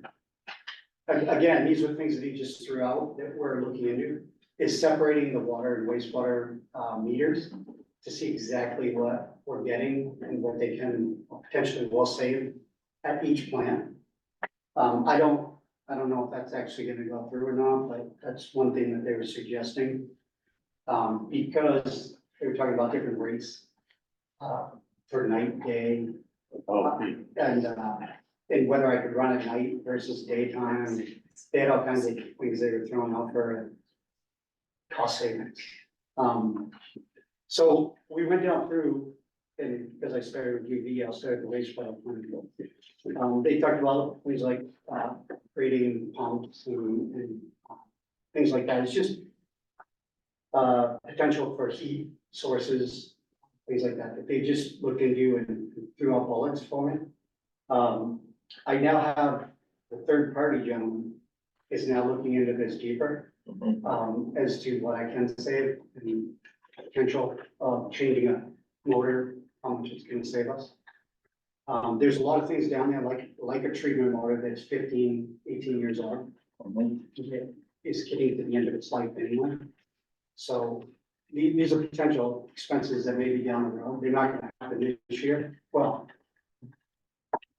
the idea of doing it now is so that if they do have the incentive for money this year, that we potentially could grab it and use it. I don't know if there is or there isn't, but we're gonna find that out soon enough when we keep going back with cost savings. So I'll know more then. Unfortunately, I'm kind of hitting, skimming the surface of this project, so I don't know a whole lot yet. Do the blowers operate at the same rate all the time? They do right now, yes. And, And the thought is what? but I have very variable frequency drives on them, Yeah, but I manually operate those, turning them up and down Oh. with oxygen. I have oxygen sensors in the lagoons, they tell me what the oxygen is. So I move it manually up and down. okay, The idea behind this is to put it on automatic. Sure. So when the DO goes down, they ramp up, they ramp down. and so connecting that to the variables drive is intended to moderate the use of electricity. Right. Yeah. That was the original intention with the DO probes. I just haven't gotten to the next step. And when this project came up with Eversource, I was like, hey, why don't we see what they give us? So that was good. Do you have, if a blower goes down, do you have a backup blower or do you have to order one? He grabs out of the hose and. Yeah. Oh, That's you guys are for, right? Go up. I do have a. damn, the electric. You said really blow it on something. Right, I do have a backup, blower or motor. Okay, good. So it's side by side runs, alternates, lead lag. Mhm. And that's another thing, I try to run them both the same, and that's another one they're talking about. Automatic, snapping on one off. What's the- With time, Mhm. What is the delta of dissolved oxygen as it moves and how long does it take to react to different levels of aeration? well, with the lagoons being as small as they are, it's pretty quick. Like The hours? problem, yeah, within 4 to 6 hours, we can get oxygen one way or the other. The problem is when the blowers go down, then it drops that quick too. Right, So we can go septic, if you will, pretty quick. So, we obviously don't wanna do that, so, we do have alarms on the blowers now. I do get notified if the blowers go down. That was a whole E&E project up here and down there, so that's a good thing. I get notified on my phone. Tells me it's down. So yeah, we do have backups. We do have, but oxygen does vary. It varies pretty quick, Mhm. unfortunately, because it's so small. So that's one of the biggest things was the VFDs upgrading. One of them is 22 years old. The other one's 15, I think, so. Oh, so they more blowers, that much more efficient, or is it just the same old? The newer blower motor that I put on is more efficient motor. I talked about blowers, upgrading the blower part of the motor. And he kind of told me that what we have is ideal for the size of our lagoons. There's other things that are bigger, better, more improved, but we're just oversizing something that we don't need. So I thought that was a good, because I yeah, said that same thing, is, I know there's newer technology out there, but you said, because essentially we're going smaller now than we're going bigger, we're treating less waste. oh, right, what is the volume difference? Cause it's probably at least half Oh, it's half, it's better than half. more It's what the it jail. used to be. Yeah. Before jail. Because of DLC, yeah. Yeah, the jail was huge, like 14,000 gallons a day. Yeah. Is what they use, that's about what we're using now here on the facility. So, How much does the farm use? not much, they use maybe 500 gallons a day, if that. All they gotta do is rinse the tanks. What Yeah, about they don't even waste? rinse tanks anymore, they have nothing, it's just watering animals. Really? So is there any waste? Nope, Yeah, So literally there is no use of the wastewater treatment plant for the farm. that's Well, correct. They're not, We're plumbed in, they're not dumping milk into it? the house, yes. The house. No milk. The house across the street is on the wastewater treatment plant. The there are barn some is- sheep that use the bathroom in the, Right. but we stopped that. They don't flush anymore. They use way too much paper. I'm just thinking about the cost report aspect of Right. it, because right now we track that whole wastewater and water treatment plant under Fund 140, and it's almost like, and then I do a allocation, and it's almost like I should start shifting and putting it right under the nursing Oh, I home. think so. Yeah. But, I mean, no, I mean, the HHS is very picky, I mean, I've only been allocating 5% to the farm, so a very minimal amount. But if they see a shift, they're gonna wanna know Right. what the evidence is that it's not using, so, I mean, gosh, They don't actually use, I mean, they don't use a bathroom down there anymore. Their bathroom's shut down. They what they really people use, in the field. with it, well, they go up to the house, they were saying, Oh, right, because, yeah. they don't, well, I mean, I guess they could go on the field, I don't know.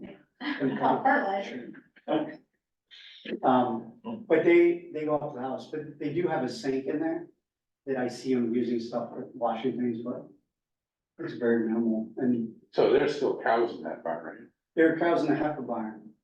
The sheep are in the dairy barn, Right, so Oh, the heifer Yeah. barn's outside, they use water. so there's actually not a lot of milk flowing out there. There isn't any. Yeah, because So, the milk is now down at their main farm. mhm, yeah, which is huge for the wastewater treatment plant. 'Cause Yeah. milk is a big load Oh, yeah. on the wastewater Yeah, plant, I it's a remember big that. biochemical oxygen demand. Yeah. It's huge, so that, when that went away, that was great for the wastewater treatment plant. Right. Treatment wise. Volume wise, not so much, treatment wise, yes. The bugs don't like it, now they have to work. Yeah, they gotta work to actually eat. Yeah. so I'm just curious for the bathroom in now that you brought it up, is it not working, or are they choosing not to Or use they it? just use it. I think they're choosing not to use it, there's a toilet in there, but they don't, Yeah, I think they have the water shut off to it so it doesn't freeze, reasonable, yeah. so. Everything's still there, they just have it all shut off. Who's paying the rent? The rights, Don't we have two people? and Yeah. Stewart and the rights, about $29,000 a year. How much power does this get? Off the top of my head, I couldn't tell you, honestly. I don't, Well, there's a note there about looking into solar arrays to power the generation. yeah, Amanda had printed off a bunch of the electrical, usage, and I just passed along, and I should have looked at it a little closer, but I passed along. So they have that as a base to say what we could or couldn't say. The only thing with the solar array with DES is if they were, which they are gonna put out like a cost analysis, say we can't oversize it, or say we wanna sell back, they won't let us do that. So we have to size it exactly for the wastewater treatment plant, or exactly for the water treatment plant. So that's the only way DES will cover the expense of the solar. We already know you do that. Gotta be a variance. That's what they told me down there in the meeting, I was, okay. Well, wait a minute, who's paying for the solar? Eversource? Well, DES was involved, and DES was the one talking about the solar. From a financial or funding standpoint. So DES was the one who's talking about sizing. Okay, so maybe the issue is more that DES or any energy credits would only go to the extent that it services the plant, but not greater than that. So we might actually be able to put more solar in, they're just not gonna pay for it. Does that make any sense? Did they That say can where? actually restrict your ability, I can see they restrict their funding of the amount necessary to just service the plant. And not anything in excess of that, I can't imagine. Or they want us just to, if we need 10, then they want us to put in a 9. And then, But we could put in 15, but they're still only gonna pay for the well, nine. I'm just hearing that that's not what they do. Yeah, that maybe might be worth, you just gonna let This is them. right, they just kind of, I mean, they hit on it, and I had a lot of things going on, so. What they said was they'll size the solar to the wastewater treatment. Okay, yeah, so just tie back with them to see whether the size is tied to their reimbursement. And not a structural limitation on how many panels we could put in if we wanted to. Right? I mean, Right, if we wanted to put in more, like I think he had kind of hit on it, I'm guessing that if we wanted to put in more, let's say. We did, and they'll be like, no, we stop here, this Yeah, is the size we want. This is what we'll fund for you, if you wanna put in 3 or 4 more panels, You want. you can go ahead and. Yeah. so we're gonna lay them right on top of the That cap. was he talked about on the south side of the wastewater treatment plant. Near the Towards river. towards the sand shed and all that stuff on this side Oh, of the wastewater plant, Oh. along that bank. Hmm. It's just bank that we mow. He talked about going along that side, elevating them for flooding. Granted, yeah, knock on wood, I've never seen it that high, seen it high, not that high. Yeah, So he talked about elevating them and putting them in there, and he talked about the size being enough, to put them in there to take care of the wastewater treatment plant. you know, what's interesting is I would like to know how many that is, because I've already got a cost factor for if we put, solar on the red barn, the 6 bay garage barn, and, the 3 bay barn, a garage down there. And I would think that's 57 panels on the red barn, and then it was a total of 91 panels total. And yeah, so.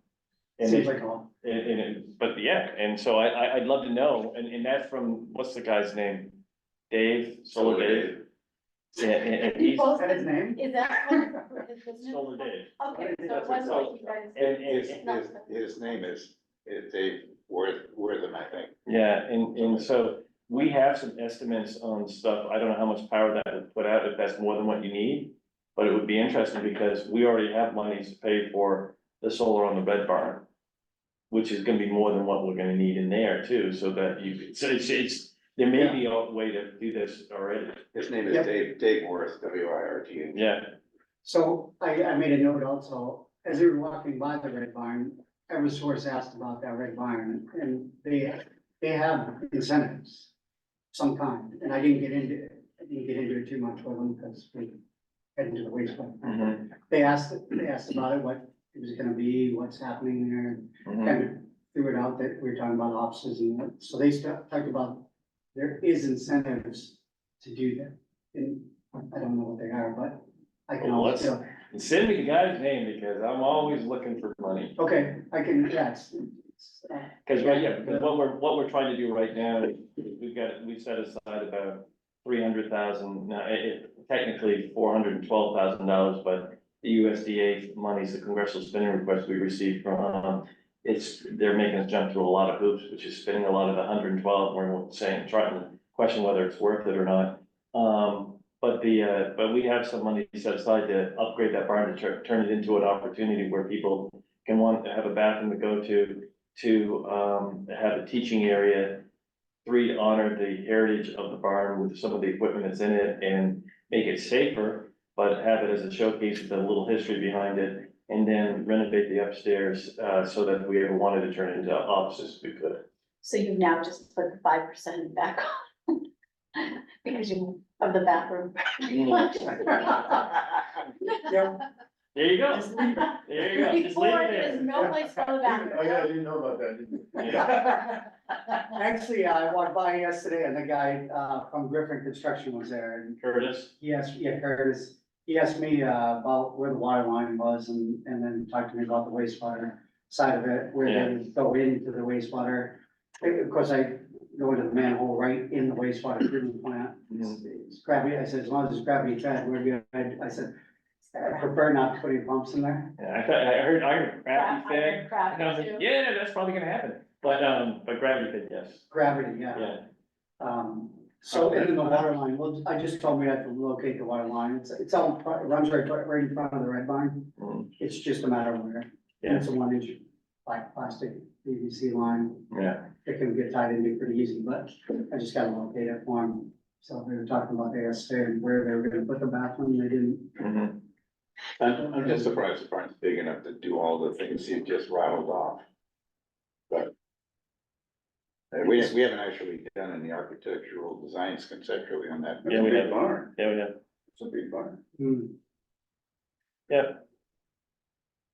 It is big. So that's kind of hitting the bullet points of what what's the concept of discontinuing the propane use in the 6-bay garage?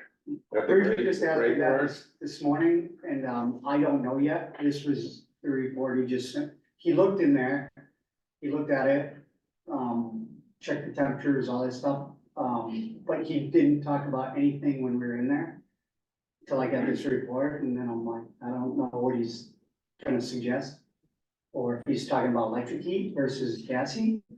I don't know. Well, we still- about cold storage. Well, he did ask why we heated it. Because we have Have to, And for storage. Safely store the PPE, that's our PPE. Okay. So And by keep it rule, we dry have to So it's seasonal. certain, no, The PPE has to be in a heated facility. mhm. it has to be in a climate controlled facility, so it has to have moisture and the correct temperature variance, it can't go high or low. What's the temperature, minimum temperature? I can't remember that rule off the top of my head. I can tell you it's set at 55. Okay. I'm not sure That what makes the requirements are. And this isn't just the pandemic, since then CMS has made us as a requirement of operations to have a specific amount of PPE always on the ready, so that we never get caught off guard. Which sounds great, but as you can probably predict, PPE expires, so I've heard there's gonna come a time when there's gonna be a huge cost to disposing of what looks like perfectly fine PPE to replace it with not outdated stock. Is there any room in the non-storage storage area of assisted living For what, for PPE? there's lots in there already. Yeah. We've been slowly trying to move it, but don't forget, like, we're using PPE all the time now because a resident sneezes and we Yeah. immediately have to put them on droplet precautions. Yeah, that was one of the things that we learned quickly, that we didn't have the level of supplies that we needed, and we were scrambling, and then we decided, and then the Center for Medicaid Services decided even more so for us, that this is what the expectation was, because I think what we had initially was 2 to 4 weeks. We always had 4 weeks of stock, but now I believe CMS requires, I think it's a 3-month supply. And the hard part is this, they don't define what the 3-month supply means, so we have to determine, does that mean I've got 50 residents on droplet precautions using N95s like crazy every day? Or do we look at what was our worst during outbreaks and then predict, okay, maybe 6 weeks of this par level and then 2 or 3 times in a year?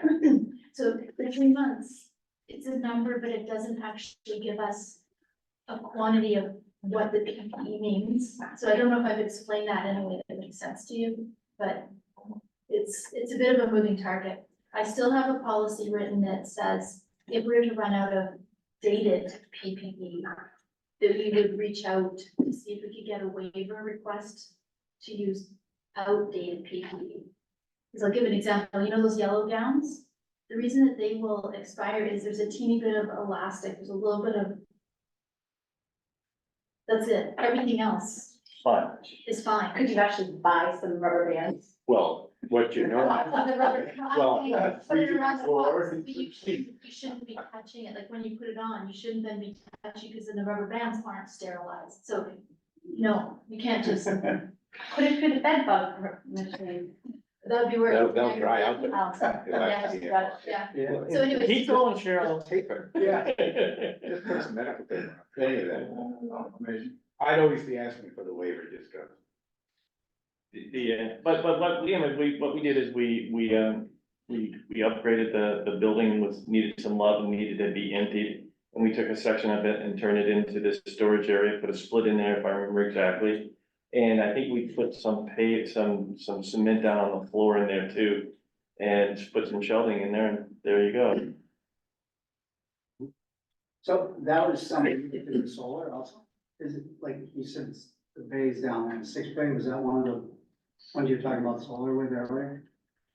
So is maybe that with the electrical, if he goes to electric heat, use the solar? I'm not saying, he doesn't know that you were talking about solar, but I'm just throwing some up. Yeah, It was like, and it's about $94,000 for us to put all that, I just talked about, up there. We've got about $77,000 of a grant that we were able to, utilize. So that we can at least put the number that we did on the red barn and behind the meter kind of stuff. is that solar on every one of those buildings down there, on the roof? Is that- It would be on the roof for the red barn. I held off on the other two because I didn't have the funding for the other two. If I could somehow find that, I could find some funding for that, and that then from their scope, met what you're talking about.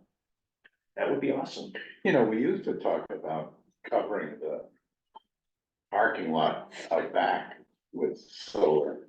What about the old footprint of the jail? Can we construct basically a bit of a garage or covered parking area where the, How much of that is paid? none of it now, we blew a bunch of seed on it. Yeah. But Yeah. did we pull up all the concrete foundation from the Yep. jail and floor and everything? Yeah, it's all gone. So Yeah. it's- No, you can put anything on there. We just said, let's seed it for the time being. Yeah. Yeah. Because anything else we do, So it's just an added, if I put a, area where people could picnic underneath there, you could put solar on top of that. But if I add plants down there and stuff like that, then all of a sudden we have to start taking care of it. It's a lot easier just to go down and mow it. And so right now You're gonna mow it, whether the field is there or not. no, but then if you've got different types of bushes down there, you have to trim up and all that jazz.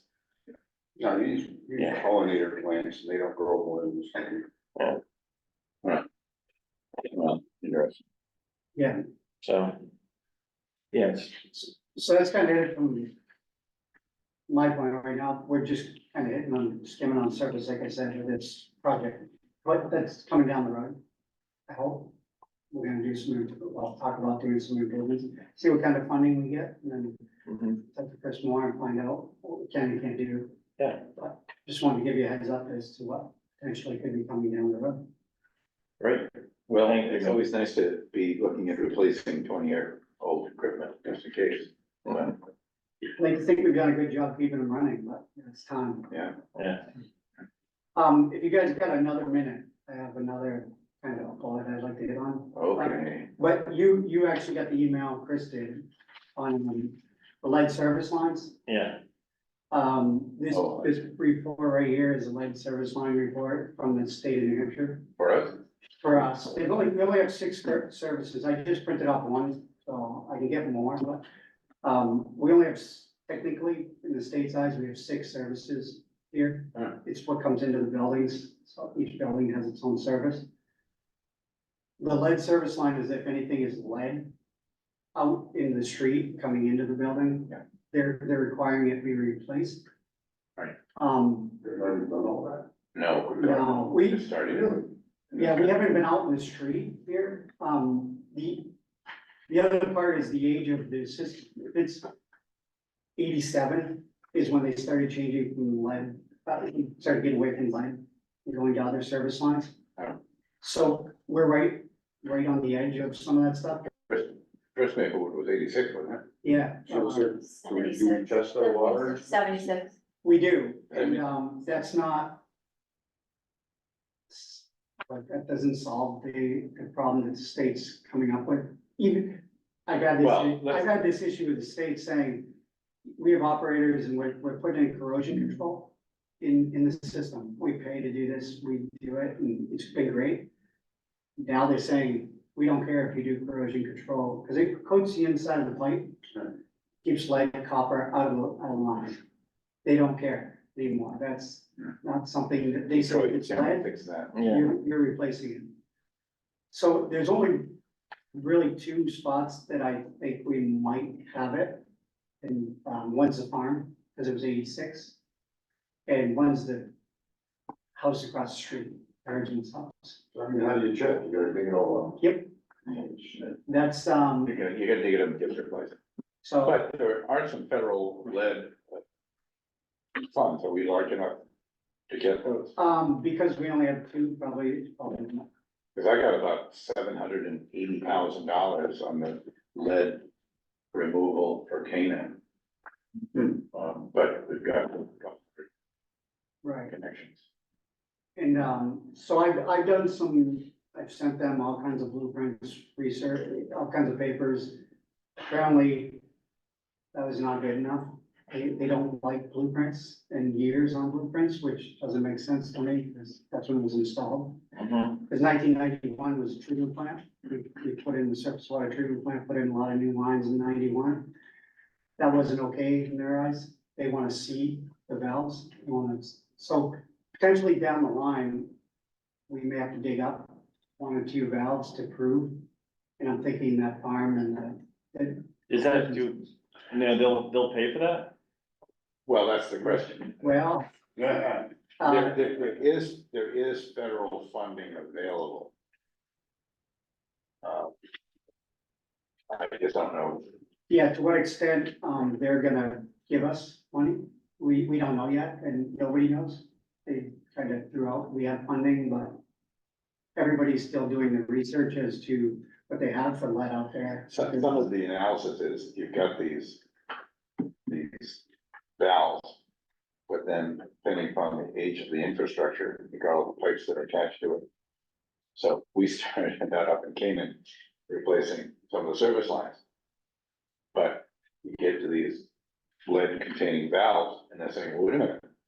You can't just replace the pipe. There you go. Because the moment you start touching anything that's associated with pipe, you gotta do the lead as well. So now we have to combine those two projects.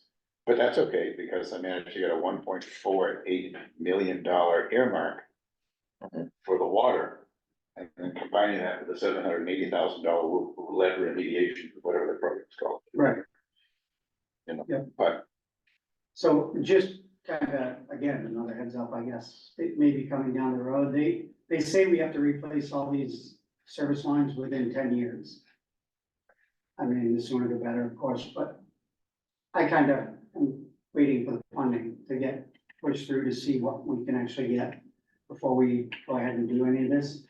But the good news is, we're not talking about water. no, and I just wanted to give you a heads up that that may be down the road, that's all, that we may have to dig up and replace, and then how far do we go? Like Jack's point is, once you dig it up and find it, now how far do you have to replace from there to the house? Do you have to replace from there to the barn? How far are they gonna go, make us do or replace pipe? So it's kind of another expense, that's kind of why I was throwing it out to you guys now, and hopefully it's not a big. How long could it be? How long could How long? the service line? Yeah. Probably 80 feet at the house, the herdsman's from the main, to the house. And I'm guessing like 100 feet to the barn, so, but. Yeah, I'm not concerned about I it, mean, even without Okay, federal funding, I mean, We gotta see that. we just don't, there's a lot of unknowns right now with it. And as Jack's pointed out, there's just a lot of unknowns with the lead service lines and what's there and the gears and. So, potentially, hoping that they don't make us do all of them, but. they may. okay, the other thing, well, the other thing that gets in the way with some federal funding is we don't have paid users. So, you know, some of the amount of money that you might be able to get in terms of reimbursing for it is a function of the economic status of the community and how much your water rates are. And so there's a dance between what you're charging for water, what you're like not unlike the new market tax rate, what your economic zone is. Mhm. And that kind of factors into how much federal dollars you might get. And we don't, of course, have any of that. Right, right. Yeah, unless we get a lot of residents from Winchester. Well, unless Maplewood, And they- unless the county starts charging Maplewood for water, And it is an idea. Each of the residents, but we'd be a big user, Yes, this is a huge one. but you're still one user, that's it, you know, that's kind of the problem. Be one major user. Well, when are they coming back? They have to get their report together. They said 6 to 8 weeks yeah, was approximately what they said. So once, I got some more information, I gotta get to this Steve Balls, the third party guy from the wastewater side of it, who wants some more information from blowers and stuff. So once I get that to him, I'm sure it's gonna take off pretty quick. He seems to be getting on it pretty good. So, and Who's funding the red barn? Well, that money coming from the street.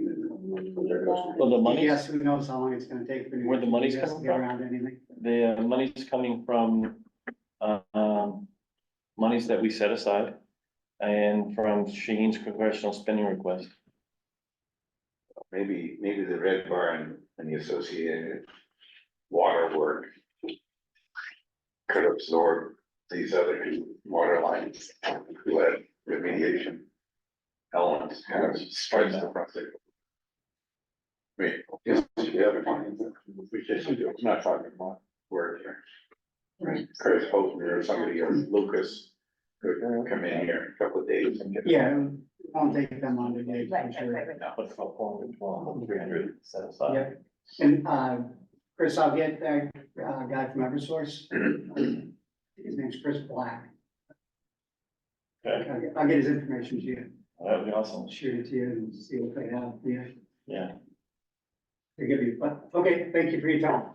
Thanks. I'm sure we'll talk again. See Good you, luck. Bob. See ya, take care. thank you. Great, so back to the Maple report.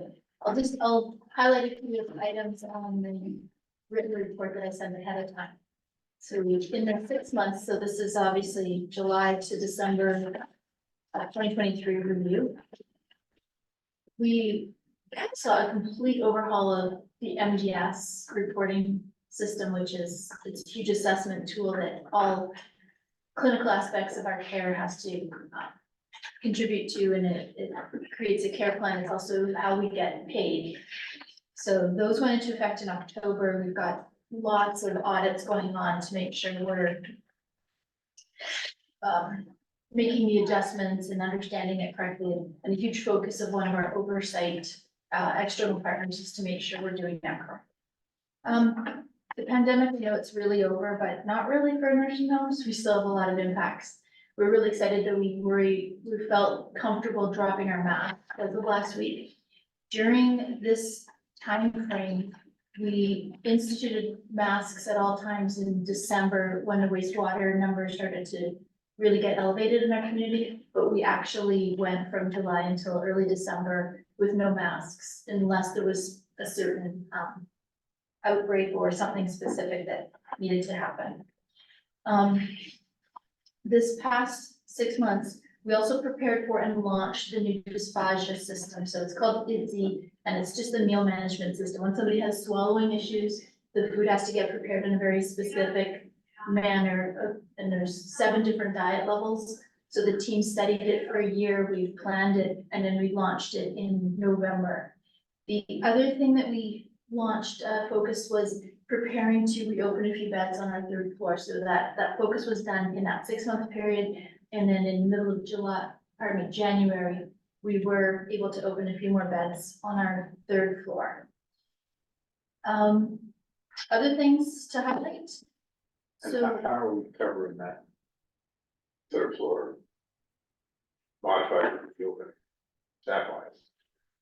we actually had some internal staff that wanted to go onto that unit because the nurses have to take a really hands-on approach in that unit because we have like 1 nurse, 1 LNA. So when there's 8 to 10 residents, the nurse is heavy lifting more so than the traditional work.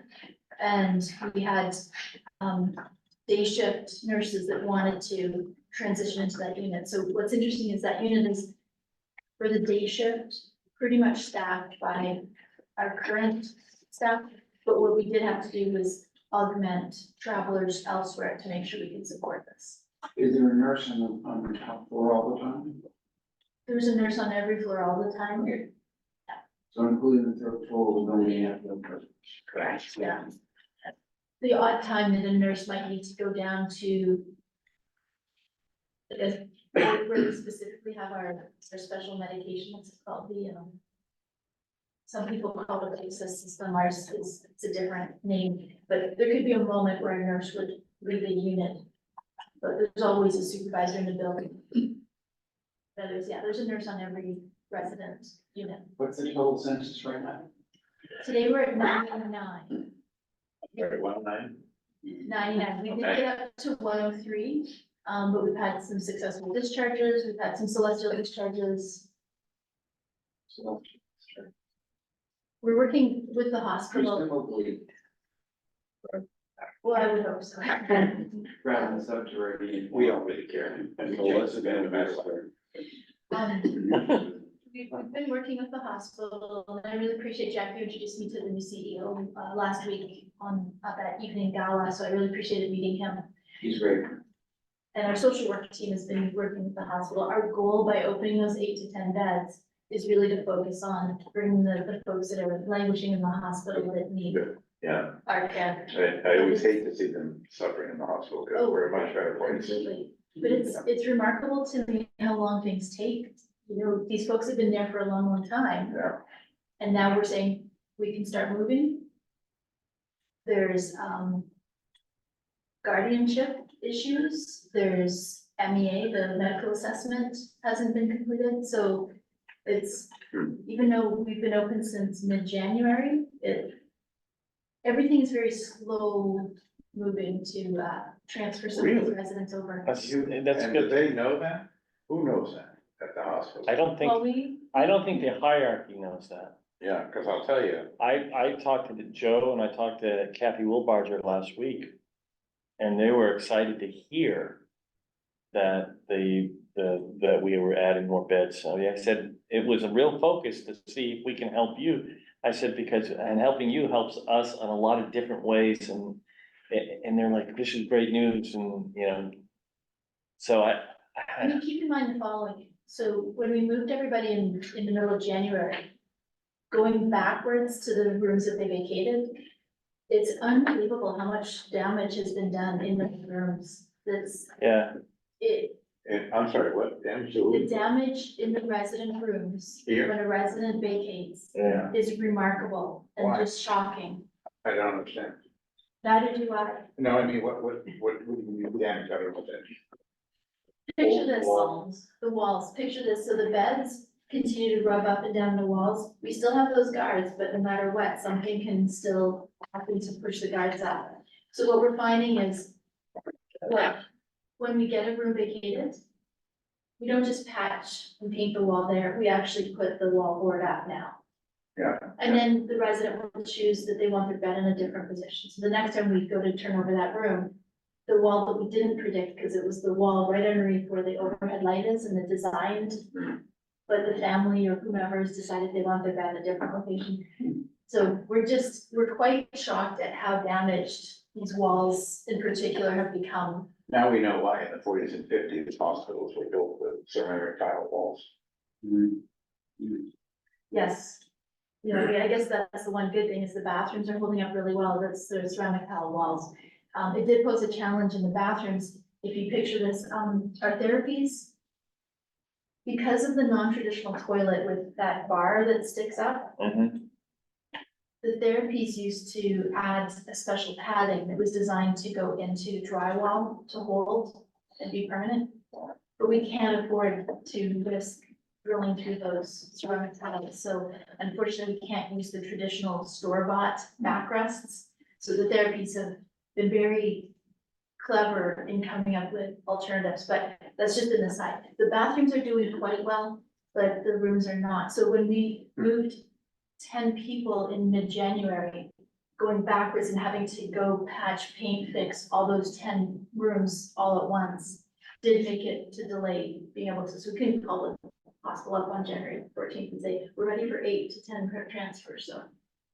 Anyways, we've got about 3 in the pipeline right now that we're just waiting on all the documentation and guardianships or whatever to go through.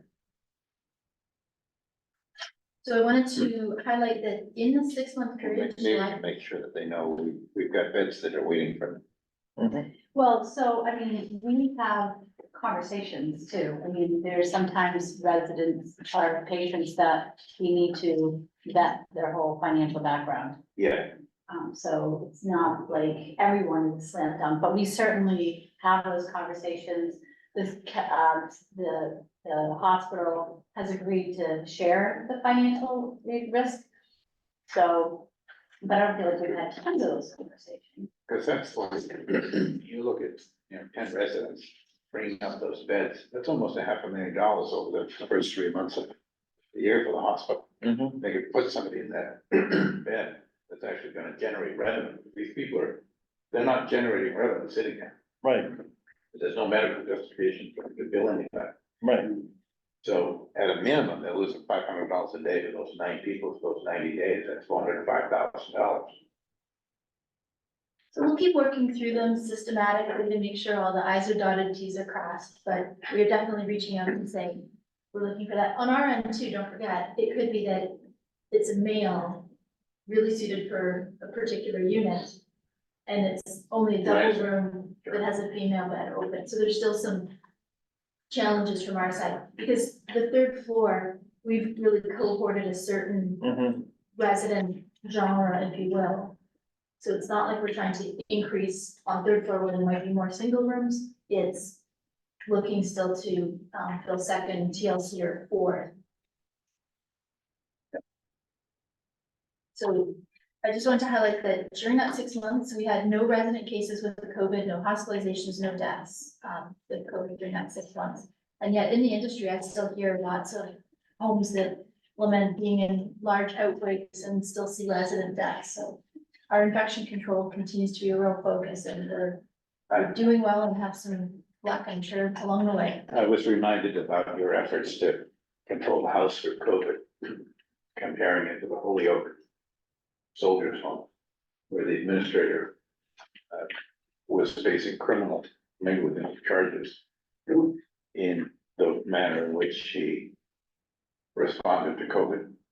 Between he and the medical director, the district attorney has charged them criminally by knowingly placing COVID patients in rooms with non-COVID patients and causing the death of 18 or 20 or 30 people in the soldiers' home.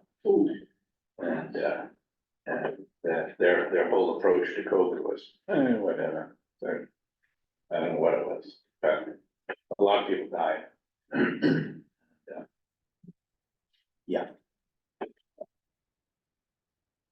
And unfortunately, there's a lot of misinformation. I'll just go off on a tangent. We heard a lot about the Kirkland Center that was kind of the epicenter, if you will, the first named long-term care facility in Washington state that had so many COVID cases, but they were really the first one that we heard about.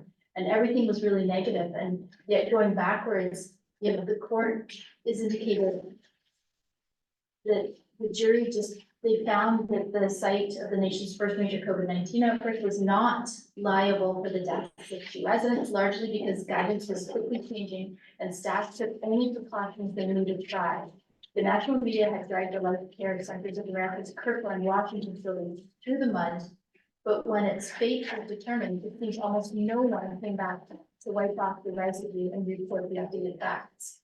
So unfortunately, we hear all the horror stories about Kirkland, the soldiers' home, and the facts that come back afterwards aren't supporting the initial hype and sensation. I think the Damage difference to- in Holyoke as opposed to Kirkland was the protocols were well established and they simply ignored them. Right. Anyway. I just wanted to mention that. Unfortunately, nursing homes, we still get such a negative press. I watch every year, or I hear from you every year about the new rules that come in. I see that the Biden administration, went forward with what they said they did, and they're basing it on not New Hampshire. They're not basing it on New England. They're basing it on some of these other places that really have had some major struggles forever, Alabama, Mississippi, Florida. And because of that, that's the story you hear. You don't hear that we're in the top 3 for care,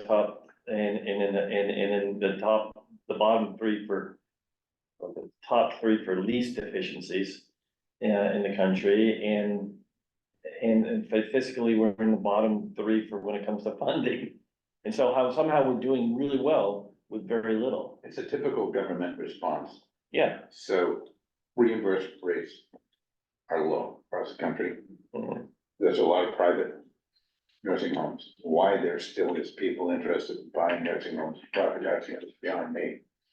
But because the reimbursement rates and the fact that these private places need to actually pay for their services, they have to do it through controlling expenses and staffing and everything else. So we punish them by introducing legislation that forces a higher staffing ratio, but we don't do anything about reimbursement. I mean, the only reason that Maple has ever been different, or most county nursing homes, is they're tax supported. And so the reimbursement rates are not quite as significant. So, I mean, but it's typical government response. They have the wrong response for the wrong reason at the wrong time. How do some of the old Keene nursing homes, and I think of Alpine, which decades ago was called the Keene Manor, and still had the flat roof. How are they surviving all this? They've been purchased by several different facilities over the years, so they've gone to Genesis at one point in Yes, time. yeah, Genesis divested itself, and it's now called Alpine Center. yes. And, Ari owns 3, and I think he's behind the scenes probably making, I think he's probably looking at purchasing more. So it's private equity. Is the care adequate, do you think? I've never stepped in. That is one nursing home in this world I have not actually stepped in. I've been stepping in there for decades, and then only if you walk in, you're blasted with this nice, warm urine smell. Yes. Like for decades. Mm, And I honestly don't think it's because of the care. I think it's because of the infrastructure in the building and the turnover and air replacement. So I was 20+ years making at least monthly visits to a half dozen patients down there. Yeah. And it was a terrible facility compared to this. yeah, so no change. But I don't know why any private equity group would be interested in that, except for the real estate investment. We haven't gotten an offer lately. Well, we get calls pretty. Not lately. Not lately, but a couple years ago. Mhm. I actually thought it would be a good deal to sell it for millions and millions of dollars and then buy it back on the cheap when they realize that was a bad deal. Because when you sell them, you get to establish the parameters of the care you provide to Medicaid people or indigents. You don't totally sacrifice the safety and concept. Problem is, that lowers the amount of money you can sell a nursing home for because it's not as easy to make money if you actually have to take care of the poor. Right? But anyway. So just as always, we did our 2 required disaster drills, and we did our second one in that 6-month period. We did our survey during that 6-month period, and, you know, the state of New Hampshire, we were in the top 3, bottom 3, however you look at it in terms of survey deficiencies, low survey deficiencies. CMS has been really, they've got their thumb on our state surveyors, and we're seeing a much higher number of deficiencies with every survey. So the notion of you can be deficiency free, I think is pretty non-existent. It's almost punitive because of New Hampshire's kind of thinking around long-term care, because of the deep county involvement in this. We don't look like the rest of the country. So if you're down in Washington, and you're looking at all these private facilities and you're seeing all of these deficiencies and all these issues, you see New Hampshire's like somehow perfect. You can't believe it's because we're doing something better. We must have bad surveyors. They're just letting a lot of stuff slide because we're the exception. And we have been for decades. So they gotta try to drag us down and make us look like nursing homes in Louisiana and Texas and North Carolina. Yeah, It's again, another perfectly stupid government response that doesn't pay attention to the fact. having 22 years of having surveyors come into multiple 60 to 70 homes to do surveys in their homes when we had individuals in those homes. it was exactly the, we would start to get into a rhythm of no. What they were looking for and everything, and then all of a sudden the government would come in and change something, just because. Not really any real reason for it, and the other side of it too, is sometimes you'd have other people that would just choose to look at things differently, just for the sake of looking at things differently. It's a crapshoot, it really is, you can have the best prepared situation, and they're gonna find something. Last 6 months, we restructured the therapy departments. I think you're aware of it through the budget process. You heard about that.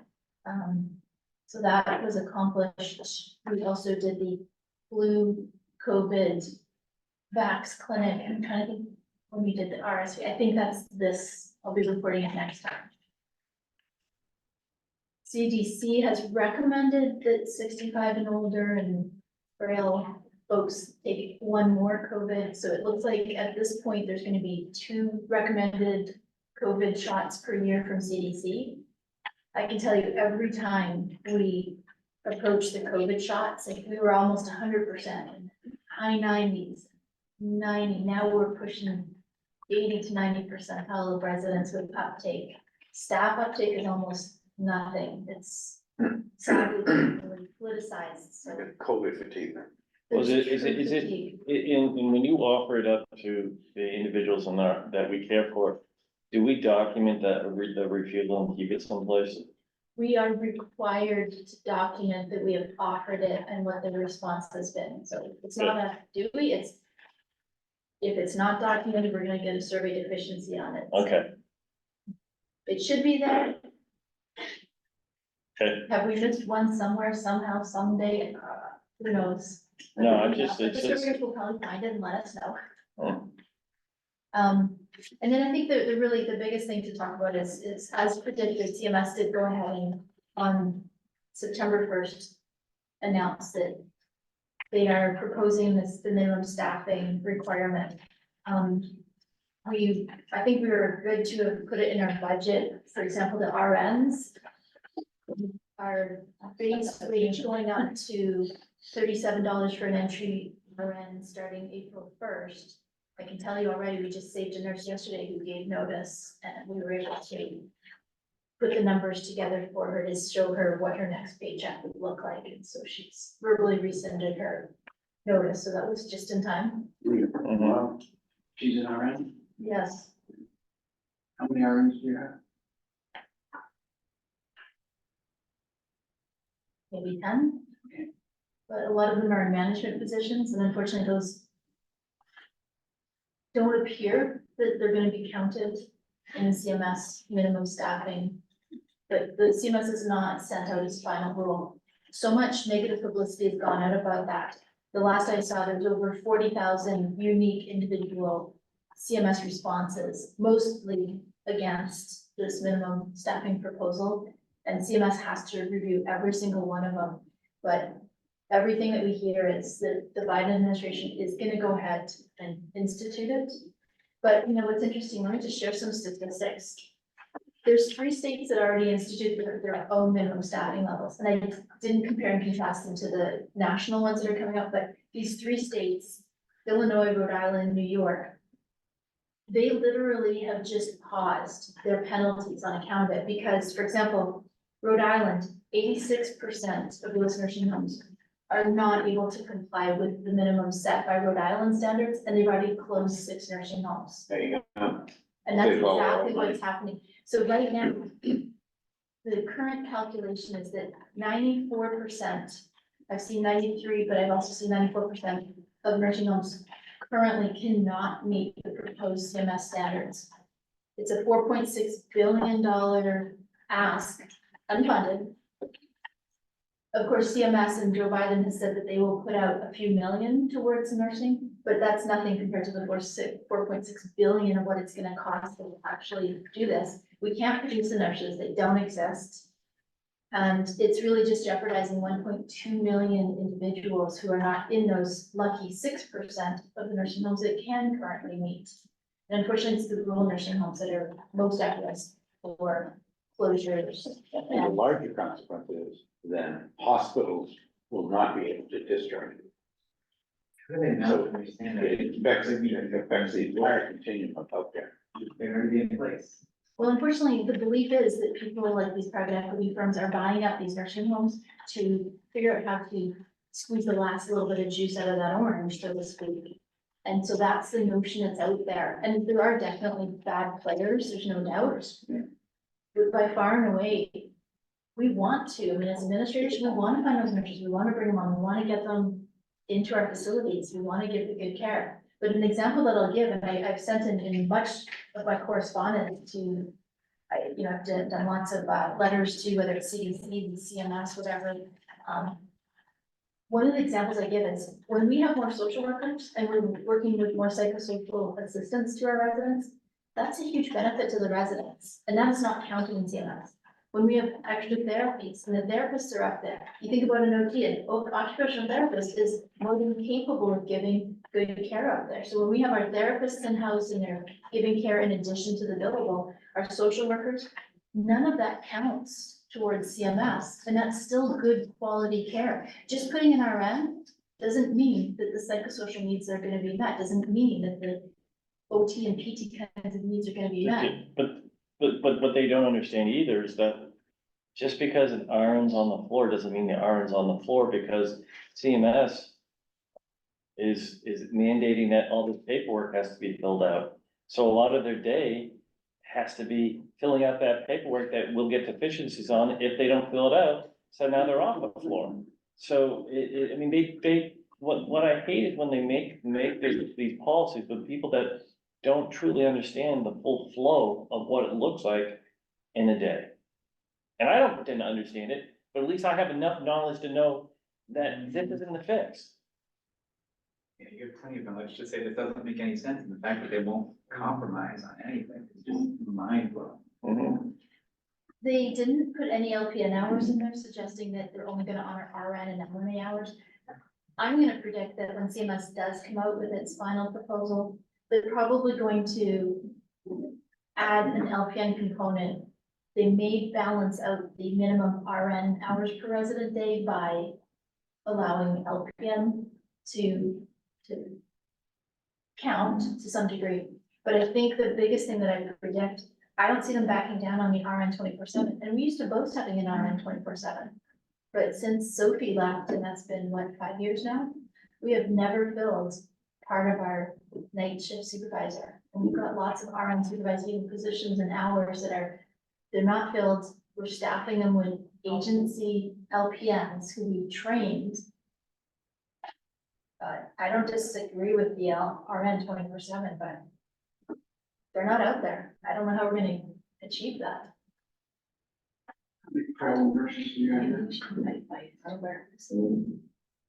Well, over 50% of our nursing positions are Back to you, answer. The conversation with them. Yeah, so our floor nurses, I think we have a 78% vacancy rate on our floor, just because most of our nurses are. I'm saying it's running for office, So. maybe the staff, maybe we could get some element of the staff up there. The other thing is he has been sending all of his, cabinet members across the country, DHHS up here, something like that. DHS.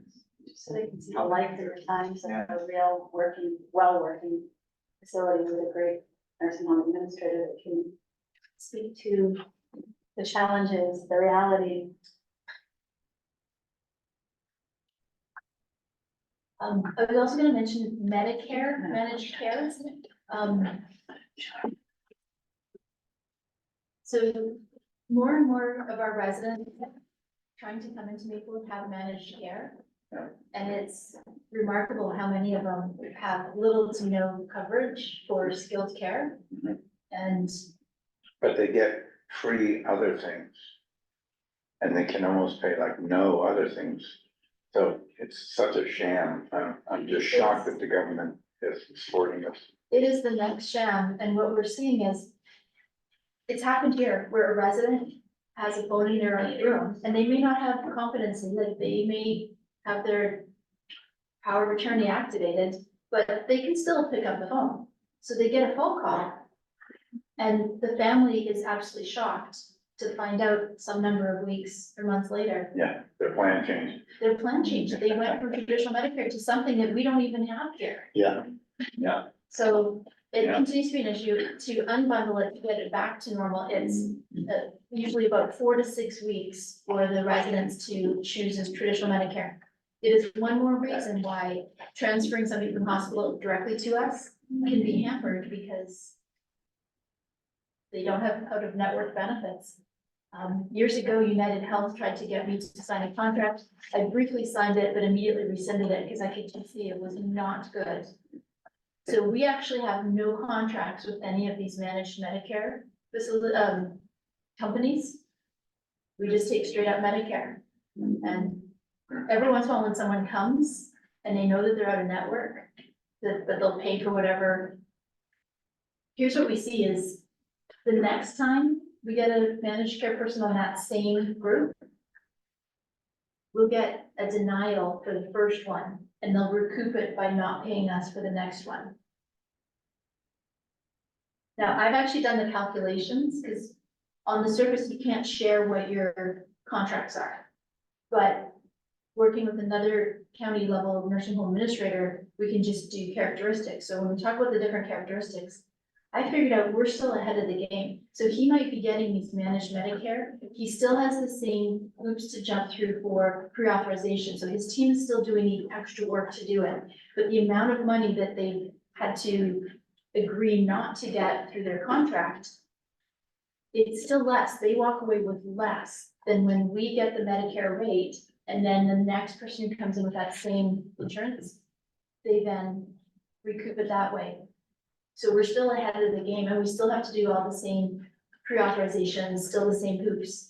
So I still have not gone into contract with any of the managed Medicare. And the more I read from McKnight's, even the folks who are trying to sell these plans, if you ask them, they will tell you, oh no, I wouldn't agree to take that managed Medicare plan because they know what's happening.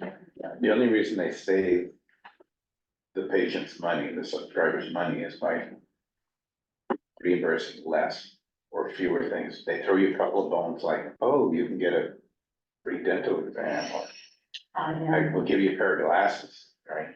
But then when it comes time to need real medical care, like long-term care, or, you know, all of a sudden the gaps of coverage are a lot bigger. And you read this over and over again, but the marketing push for Medicare Advantage plans is so great that it drowns out the voices of the people that actually have catastrophic medical conditions that suddenly don't end up covered. So they end up in emergency room or a hospital with a brand new pair of glasses that their Medicare Advantage plan paid for, but now they've got $15,000 hospital bill because they didn't have the coverage. It is such a sham. It's almost a bait and switch. Yeah, you know, I'm sorry, I'm going. One thing that was really interesting to me is that DHHS for assisted living residents, and of course, you know, assisted living residents on Medicaid need to actually meet the requirements of long-term care. I think it's their redeterminations or whatever, they are texting them to let them know, that's their new protocol, is that they're texting them to let them know that they need to do this, and we only learned about it because one of the residents was asking, what is this? I mean, you sit there and you're telling the elderly not to be scammed by certain things, and this is the change that they've made. It's like, to a generation that still isn't comfortable with that, it's like they just, yeah, it's just, I'm sorry, it just came to me. And we all get emails we don't understand. Well, but they don't have quite the consequences of sending you a text that says you have to do something or else your coverage can be in jeopardy if you ignore the text. And it's like, Yeah. there you go. But you know, as Terry gets older, he's gonna need more and more medical care.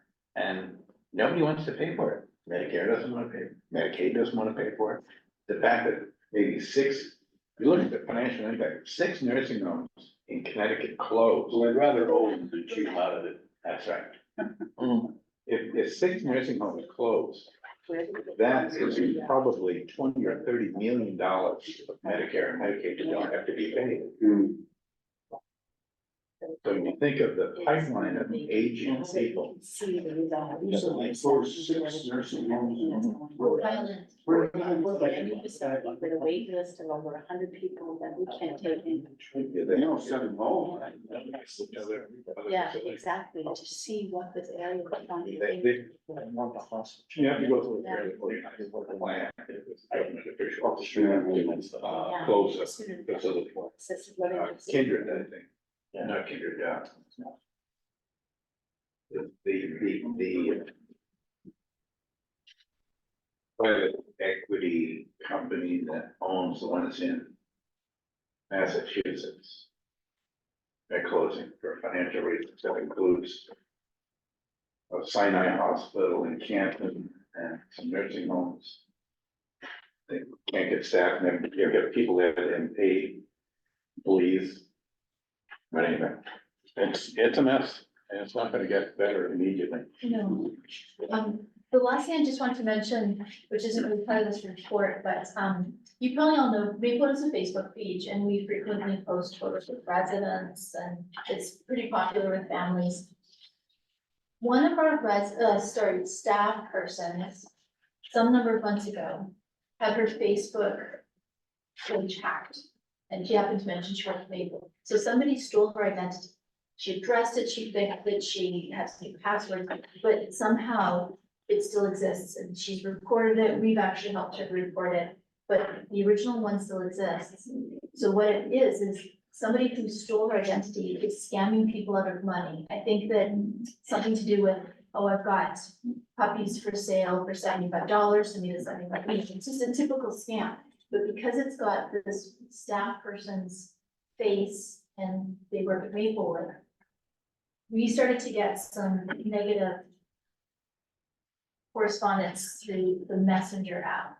So those were fine because Molly is our executive assistant. She is the face of Facebook, so she can manage that. But she just wanted me to let you know that this past weekend, this old account resurfaced again, and this time somebody put right on our Facebook in a comment section on something posted. Something negative about Maplewood. We've got staff there that are, doing illegal things. Not that I know of. We are aware of what was a Facebook hack that happened months ago. As I said, it's been all reported. So Molly was able to take it down from the Facebook. I just wanted you all to know if you hear someone that said something about seeing something about some illegal actions that are. I think it's really amazing. On my Facebook friends thing, probably have 20 people been dead 10 years. And they're still popping up. Can you close one? Well, if they're still popping up, somebody may have stolen their identity. Well, yeah, you can do it, you can do it directly by just defriending, just. No, I mean, can you actually close out Facebook account? You can close out a Facebook account, especially for a person that passed away. Oh, you can? Yeah, if you know that you submit a form to Facebook saying this person died. And it'll turn it into a memorial page where you can't add them as a friend anymore, but it'll. Yeah. Are you actually seeing comments from the person? It's, No, it's like, their birthday, it's their birthday, right? Oh, yeah. But we Yeah, know, it's- but I gotta say, I have an uncle who's sadly riddled with Alzheimer's and his account got hacked. Probably every month or so, I get a request for friends from him and it's somebody who's hacked him. And even though I keep reporting it, it keeps happening. And so that's why this exact scenario, you can report it all you like when these people steal your identity. At that point. It just keeps resurfacing. Just So- another gift of Facebook. it's interesting that, and two thoughts when you just brought up is, one is, to this day, my brother, who was the executor of my mother's estate, was, he tried to get rid of, take care of all the loose ends, but all the mail that my mom's was coming to me, even when she was, near the end, it was just because it was the best place to send it. And, to this day, I probably, in a month's time, get 5 to 6 different asks for money for my mother, and my brother's like, I can take care of it if you want, and you know, this is why, it's like, I don't really care, I look at it and I just rip it up. I just, took you it. know, and then there's a movie out called The Beekeeper. And it's an action thing, but it's about, it's a true story about this woman who took this person in and cared for him. And she was, and she had a farm and everything, and she got scammed out of all this money, and she killed herself. Now, where they added on the Hollywood portion of it is, the person that she took in and cared for and was caring for the farm, then went after all these people, killed them all, but aside from that, that's not the real part of the story, yeah, it's new, it just came out, and I've been waiting for it to go down from 1999 down to $5.99 for rental. Way to take care of business. But the first part of the story, is true. The woman got scammed, and an hour and a half later, she took a gun and went, because she was like a treasurer of this fund for the church that had like over $2 million in it. And they wiped everything out. Everything she ever had was gone. I'm amazed at how often I was reading in the New York Times that the latest scam out of Mexico is getting people with timeshares to sell their timeshare. They want out of their timeshares. And so these Mexican sort of supposed real estate agents come up and offer them money for their timeshare. So there's, the story was a guy, he, 10 years ago, or 20 years ago, he spent $8,000 on the timeshare, $8,000. The kids grow up, they don't go there anymore, he's looking to sell it. So these scammers, they got him to send them $900,000 over a course of a couple of years. Mhm. For fees and fines, reportedly this and that and the other thing and things. For an $8,000 timeshare. Meanwhile, for 2 years, his wife is saying, that's a stupid idea, honey, you shouldn't do that. They liquidate every bit of retirement money they had. Successively, 10,000, 20,000, 100,000, 90,000, 80,000 to these people electronically, never met them. They're selling $8,000 time. Yeah. And then finally, after he spent over $1 million, and they're figuring now at age 70, something, both of them have to go back to work. Maybe that wasn't such a good idea. Yeah. I'm just amazed, Yeah. just amazed. And just on a side note, just an update, we continue to utilize all our rental properties. We continue to, our property down at EMS. Just recently, we had to clean the carpets in one room. We did that. It's fine. What room still The has? small room off the dining room. Oh, yeah, yeah. Right there. Yeah, last. And it's a room that's a little bit less cost because it is the smallest room, so. Yeah, it's not legitimately a bedroom, it doesn't have a closet. But it's still, somebody likes it and wants to be in there, and they just had a concern about that. And then the stove, died. What? The old stove that I said was going to die, Jack, died. The moment I turn stuff over to transition, I don't. Stove was And so, beautiful, we initially took it and there was a communal part of it, we were able to send it to a company. Davis helped us with that, and for $75, they would look at it and they came back and said, nah, there's nothing you can do, you gotta buy a new one. So we bought a new one, it's there, and we're all good. You still have Valley Street? Valley Street, yes, yeah. You know, I was seriously thinking, apropos our conversation with Community Roots New Hampshire, or whatever that. The legal immigrant.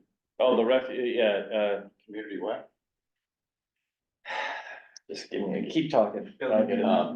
I think we should get into real estate business.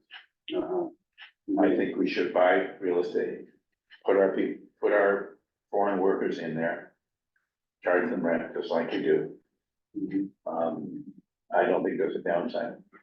Because we still don't have to have them do anything, you just. No, they work here. A lot of our staff are making ends meet. And we still lose some to southern state moves, thinking that cost of living is less.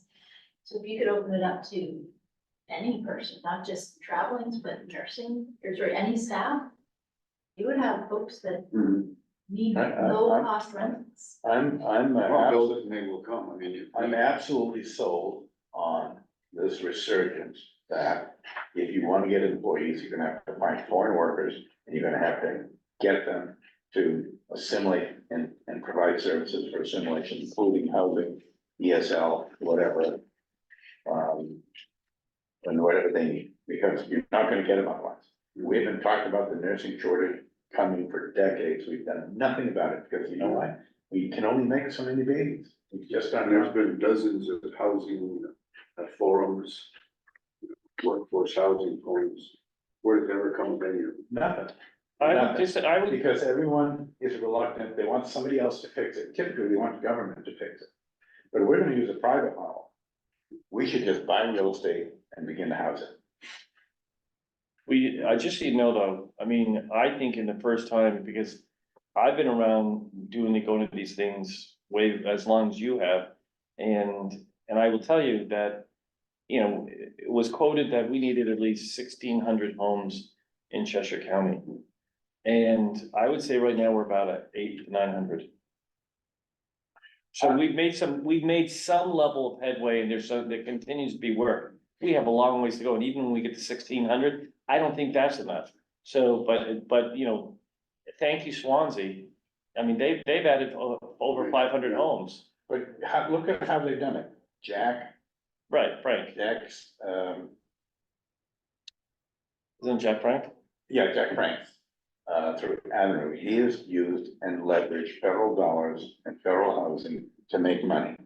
Mm-hmm. There's no reason why we can't do that, sort of same concept. I think we should talk to Southwestern Community Services, SES, Yeah. and figure out how to create more housing for our workforce. Maplewood's for the county workforce. Mm-hmm. However, if we bring in people and we house them for, supposedly long-term while they're working here, but after 3 years, if they quit their job here and take another job in They're out. We will the kill area, They're out. so we would be able to. or they can continue to pay market rent. Yeah, market rent, right. Okay, Because remember, if we have to raise the number of people that are drawn to this area to provide all sorts of jobs for all sorts of things that we rely on. Mhm. Nursing, LNAs, the whole thing, deputies, finance people, auditors, accountants. So, Okay, so when you buy property for residential like that for your employees, you have to pay property taxes on it? Yeah. Because you're getting income. because it's not for government purpose. Right. You have the record. But that's, Wait, that's say that one okay. more time? When you what? If you buy property, you have to pay taxes on it. If we buy houses, and we rented out. and I'm thinking it might be not taxable because it's not for government purposes. Well, I don't think we're paying taxes on 66 Lakes Street. But it is for governmental, it is for governmental. Strike that report. I would argue it is for governmental purposes, because even VHHS is allowing it as a cost to the cost report. Okay, Because Good. we I like it. are renting it for the purposes of, our. It's a staffing expense. Our staffing, yeah, Yeah, no, So- I think that's a perfect answer. yeah. I like it. And obviously indirectly, our landlords that we are renting from, we've set their rent accordingly. However, but yes, all of those costs have now been shifted to the nursing home, Great. as an expense, There's so. another reason to do it. I mean, there's a way to put this together. But other than SCS, who does all that stuff behind the scenes, mostly for really poor and retired people and so forth, there's a different model. The Jack Frank's model is a fine model. I don't disagree with that. Now, I don't necessarily, we wouldn't do it the same way he does it in terms of quality, but. There's an answer out there, and if we don't find it, and we don't do it. You're gonna have to tell me, then who is gonna do it? Who's gonna do it? We have to redouble our effort to get foreign workers in there, we know that statistically. The growth in domestic product and the growth in jobs has increasingly been filled by foreign workers and not at all, because Well, the you're right. natural rate of birth and death, the death rate is exceeding our birth rate. Because if anything comes of this visa program, you have to find a place. Exactly. Right, well, I mean. Have we but- got but if anything? The building community in New Hampshire Yeah. is the one you're talking about, Yes, could actually get us there quicker. well, have we heard anything from them yet? I thought they were gonna send us some stuff. We haven't, no, Yeah, taking I have next to step. follow up with Richard, but. Yeah. Because he hasn't gotten back to me. I sent him something, and I mean, I'm serious about getting more involved in this, because there's no other light at the end of the tunnel. None. It just isn't. When you still have an 8:1 ratio for nursing students to educators, you're still gonna require that all nursing instruction has to be done by master's or PhD level folks. You know, because clearly you need a doctorate or a master's degree to teach somebody how to do skin checks and take blood pressure and all those other things, you know, right? I mean, that was sarcasm. yeah, there's so much bullshit around our response to this, and it's been wholly ineffective. That I just think we should start fixing it the way we used to fix it. I think that's right. For all the same reasons. And it's a real estate investment. Overall, no downside to it. Not really. Ups and downs, that. The only downside I can see is if you take it off the tax roll. Well, that's what I was just thinking, that's why I asked that question. Well, I think We could do a pilot. yeah, you'd arrange for a payment in lieu of taxes that is representative of the rent you're collecting. And guys, if we can still include it in our cost reports, particularly with respect to Maplewood, and make a payment to the town in lieu of taxes, assuming that they don't propose that it's not for government use because it's too just distant from our core purpose. You know, whether Yeah, but why you, you price it at market value, because well, the problem with market values is that's one of the big problems, yeah, is people aren't You have to- relocating for jobs. You know, because they have to pay, rather than 20% of their income per month for housing, they have to pay 35-50%. right. Well, I think we have a sliding, not a sliding scale, but two scales. We have a subsidized amount if you work for us, which is intended in the overall to cover the expenses of owning. And then you have a market rate for somebody, if a nurse works for us, he gets one rate, and then they go to work somewhere else, and they pay the market rate, so their rent would change. They can still stay there, but they're gonna pay market rate. Or what we determine what market rate is. Yeah. It's like Because anything else. market rate Well, right now is inflated. And Well, market rate, it's easy, you just go out there and just call up. I know, but That's even, okay. but even if you get that number, I still say, if we want to be true to what we're talking about, we get this right here, because that's where it's gonna No, come in we at. use- here's No, we use the the. government poverty thing, or the housing Mhm. thing, which I think today is, they say 20% of your income. You can afford on house. Or 30% in some Vermont subsidized housing. But, Well, no, but I mean, your rent should be 20% of your house. You know, the banks lend according to these formulas and stuff like that. And actually use a sustainable formula for people, for your employees, who can actually make a living. Yeah. You know, and then have the things that people should have after they, you know, at the end of the week. Wyndham Housing Authority has what seems to be a nice model, at least from the street, in terms of a sliding scale for income, it's like 30 or 35%. But if you only make $40,000, then your rent is a lot less than if you make 60. And so it tolerates the income variations, so that it really is focused on You know, working class. is that Wyndham is Frank's? Who are you talking, when you say Wyndham, what is that, who is that? Vermont, When Oh, the county, Wyndham County? I don't know what the house is. So they must be able to utilize, some level of government monies to build this thing so that their burden isn't heavy. But I think it's an SES conversation, Yeah. because they do more housing than we do, or teen housing. Yeah, You get the two of those together, we figure out how to create a collaborative that actually is responsive and then we link up with these other people, community partners. Yeah, What is it?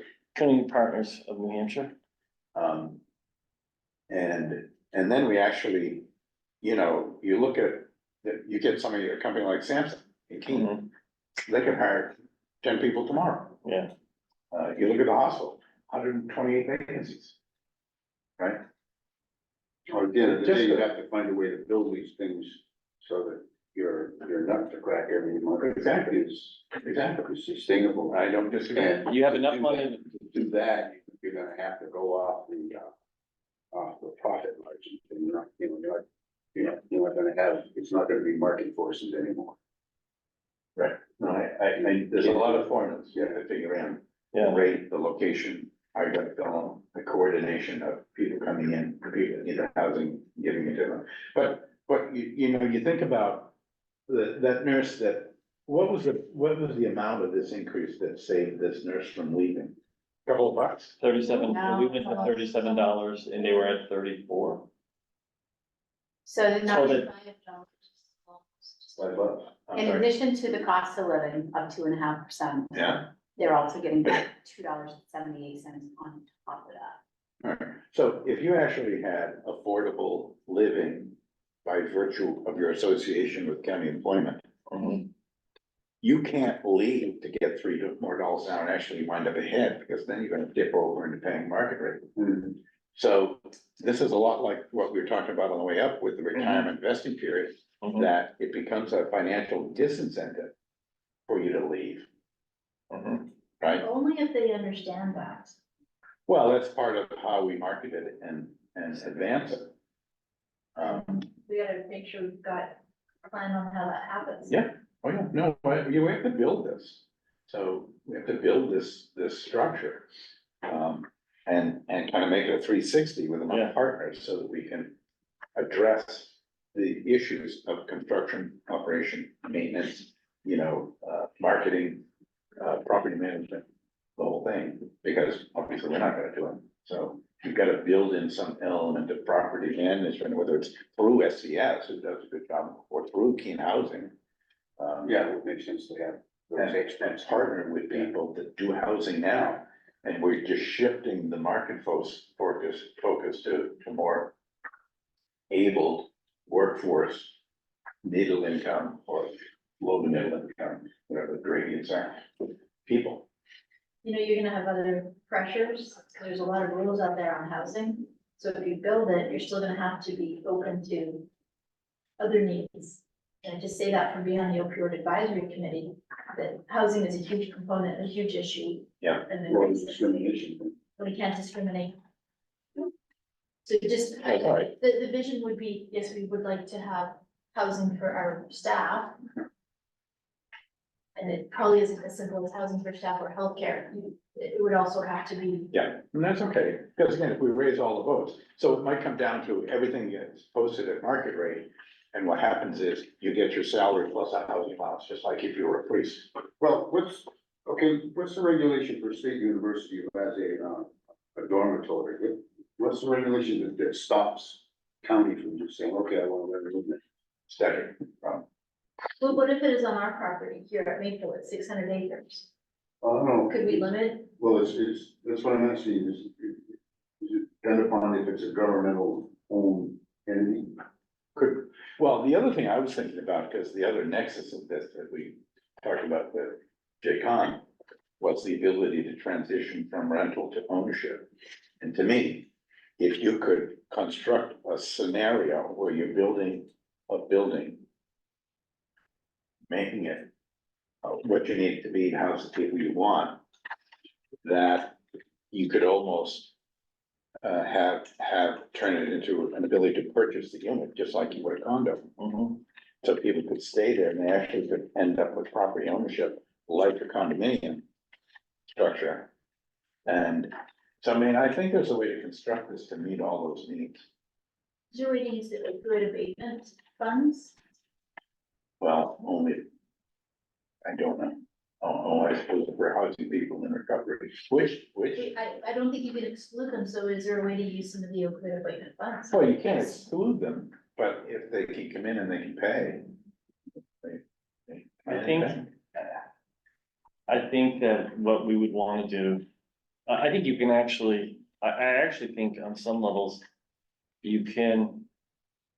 We can dictate who comes through those, I mean, you can open it up. This is the rate overall, but if you work for us. This is the rate, Well- it's simple, that's not discrimination, that's just, you get a benefit, if you're gonna house with us, you get a benefit of, this is the rate. Because as long as you're employed or someone in your family's employed with the county, But again, even if But we're prohibited. money-wise- Constraints. You can do it on the other end. If Yeah. you give them a housing allowance as part of their pay package. So you have one rate. It's complicated. But it's doable, because people do it all the time. You know, you can't get into Keene Housing just because you want to. They're income grant, you can't get into Southwestern Community Services, because there are guidelines. but I think one of the things, like you say, with the college, right, Carl Hall. Carl Hall, I don't think is being utilized, if, at Keene State College, if it's not being utilized. We need to work with our our federal delegation. To change the laws so they can apply for funding. For student housing after college. And offer up, you know, if we're doing all these internships. And I saw Melinda yesterday, and she says right now, between all the spectrums that they have 98 individuals currently involved in some level of internships. In the county right now through Keene State College. And if they could somehow offer these graduating students some type of apartment structure at Carl Hall, but could get the funding for it through the federal government, like people, Keene Housing does and Southwest Community Services does, and the Arts do. Arts has funding that they can use for housing. The arts community, culture. And so why not students? Why not, I mean, this is an issue across the country. All these colleges built up all these places throughout and they're all dealing with the same thing. That the 26% loss of student coming into colleges over the next 5 to 10 years. So they're all having these open spaces. If they could turn that in and keep those kids in those communities, because they have this internship that is offered, then they're offered a job, but they don't have the housing. I mean, it's a vicious cycle that we could actually start to really deal with, but we need to have legislation change so that we can go after some of this funding that's out there to make this stuff happen. You know, the whole need for this whole thing is simply reflected in college enrollment. We don't have enough of our own kids to meet the colleges full like we used to. That's the same gap that we're talking about, that we'll need foreign workers, legal foreign workers to fill. The same, you see it all over the place. It's the same problem. But then the problem is within that is that you know, if the colleges could turn those into it, it can't be just limited to, but also kids that are going into the workforce. They're looking for a place to live and living at home, and they don't want to be, but they can't find this thing. And I think there is that happy medium out there.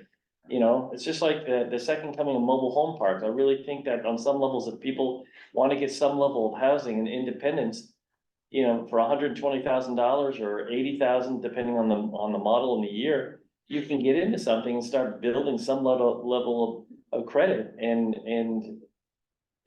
but there's a lot we need to be telling the story about. So, Want to build a mobile home park? well, according to Catherine, we've got 600 acres out here. We can do A lot of it's floodplain, but, it. Well, the plateaus, there's 600 acres, a lot of it's floodplain, and then this is the buildable, the rest is all, hillside. yeah. Well, there's a lot of places that build hillside huts, you know, Yeah. look at El Salvador. Look at Chesterfield on the way here. All that little place like there on the left-hand side. You're heading And to a any of spot. that, I just, you know, I don't see any other way around the labor issues. And if we don't come up with some structure complex, but, well, architects, then we're not gonna fix it. And we'll forever struggle, and we'll forever have it for, pretty soon we'll have an empty second floor. Because we won't be able to take commissions, because more of our people will be retiring. I don't know what our average age is on an employee level here. No. But it isn't easy. Yeah, They're not in their teens and their early twenties. yeah. Yeah, our long-term sustained employees, they're all, yeah. So, you know. We can sit here fat, dumb and happy, or we can try to do something. Yeah. Yeah. Well, it is, Get that? it is, it, I was always done. it is heading towards 12 o'clock and we still have, some other parts of the meeting we have Well, to get okay. to. Let's move on. If it's okay with all of you. We almost had this solved. Let's start that. No, I, don't worry, this happens all the We're time. trying to see the future, it's all we're trying to do. Well, and it's a proposed to me board, so I do appreciate the dialogue. Do you have any other questions for me? No. Thank you, thanks for your support. Catherine.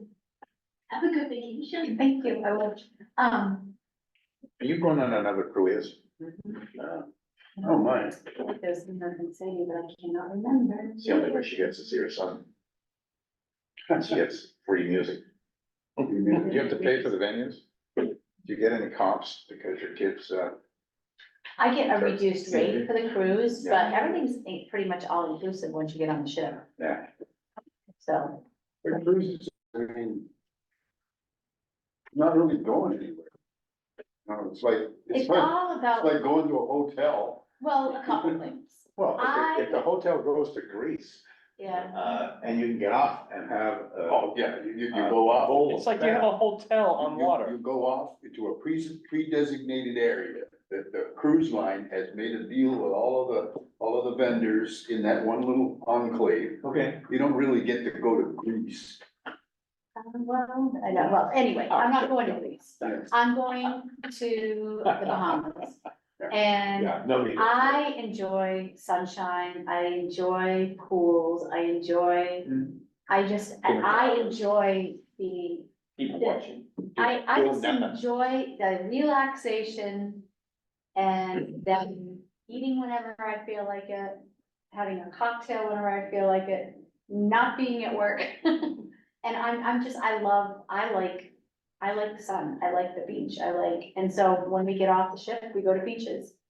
So that's what I enjoy. Yeah, Mr. Sour. I get that, I understand you like. want Mr. All I do is work. and stuff like that.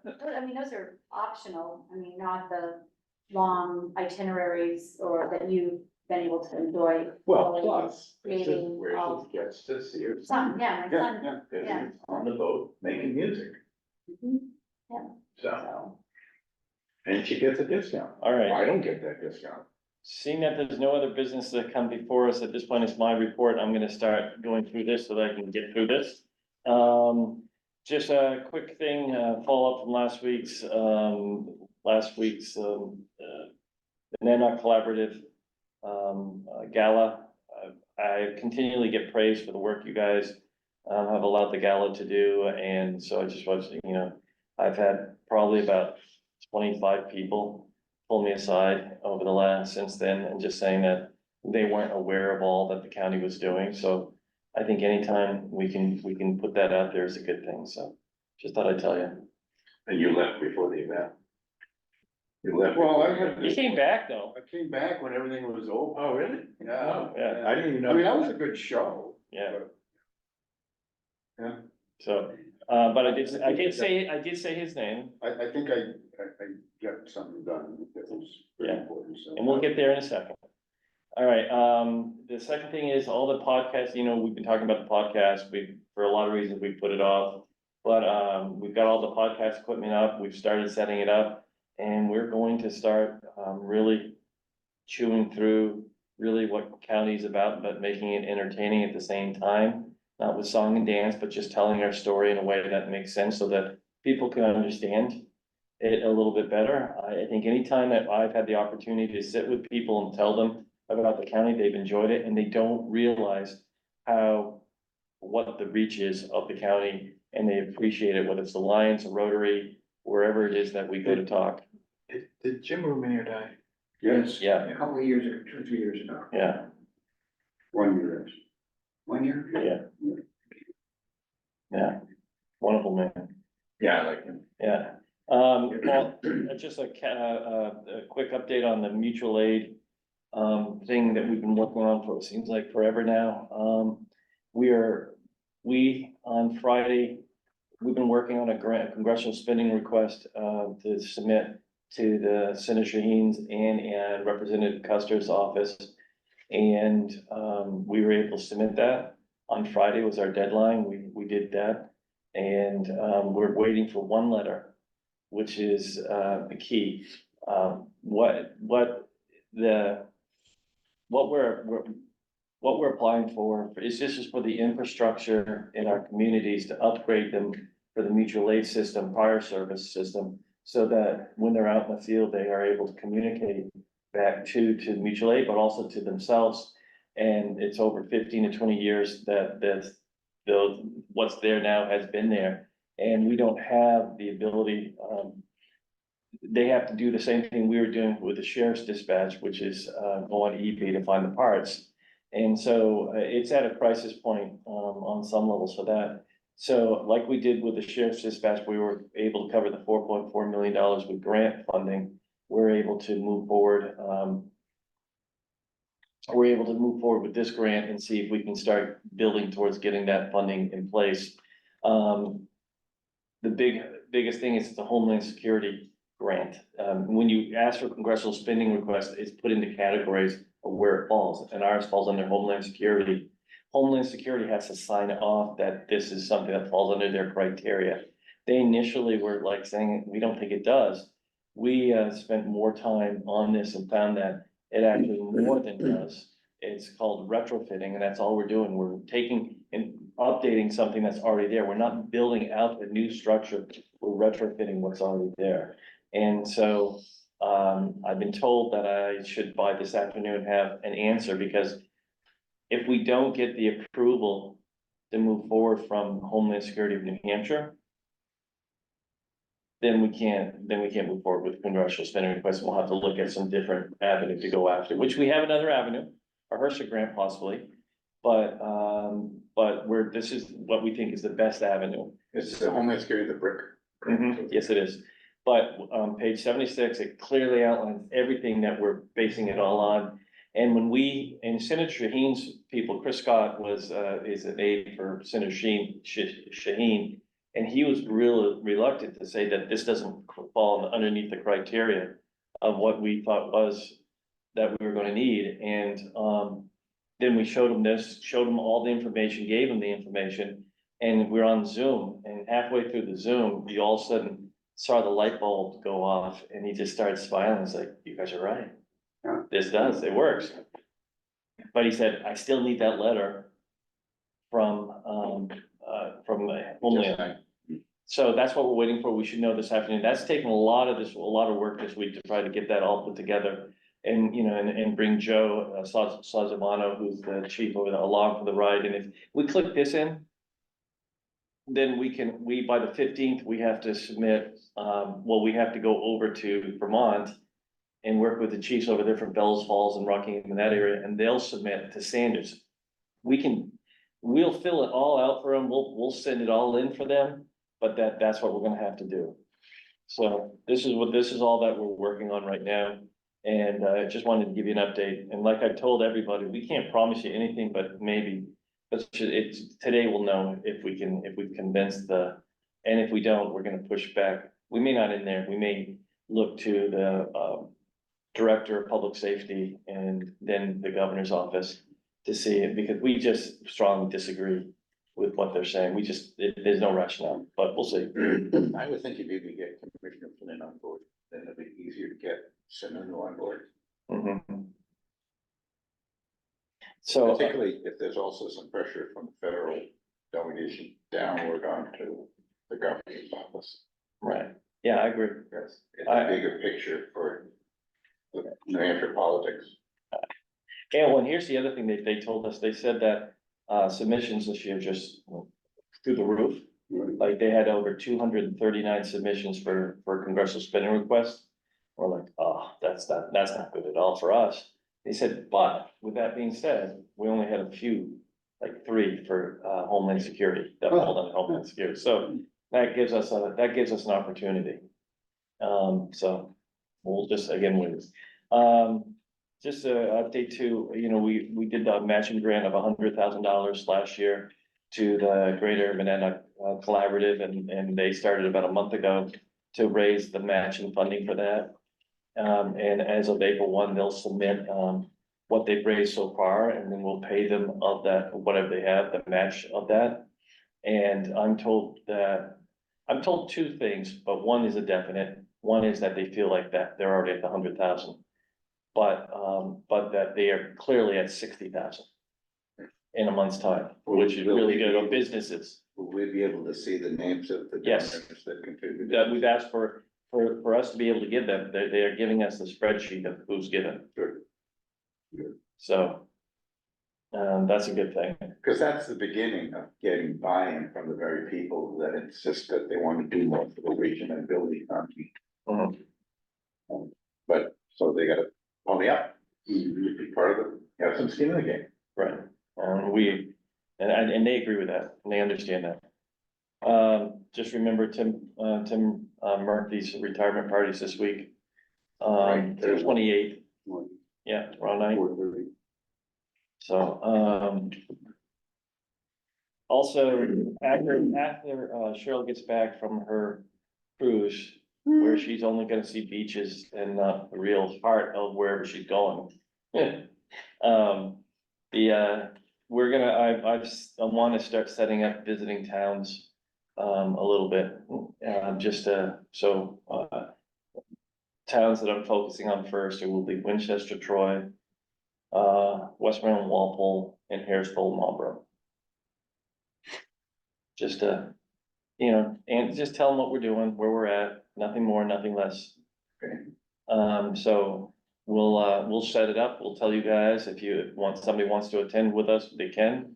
Oh, you're not talking about moving the commission meeting though? Not at all, just going to one of their meetings Just, and put 'em up- giving an put 'em up overview of where the there. county is, what we're doing.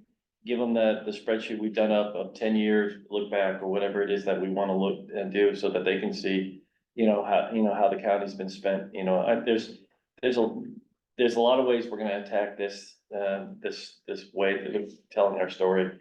The podcast one, but going to the towns, when individuals, say that, there's concern, we wanna go to the towns that are saying that there's concern and say, okay, here we are. What are your concerns that we're hearing about? Because we wanna be better. We wanna answer those questions. So that's what we're gonna do. A year ago, I told you about the vet clinic that was coming in, Yeah. possibly with emergency room. Deal with that. They're not coming in. No, Yeah, why not? they just couldn't make it work. In the city of Keene, they couldn't make it work? They couldn't make it work in that there's not enough bodies to cover the need. And the money just didn't work out here. And from what I've heard, this company that wanted to come in, they've shut down some of their other places too, because it's just not working the model that they had wasn't working. So it's too bad. Fred Parcells was the person that was really spearheading this and did a lot of work on this.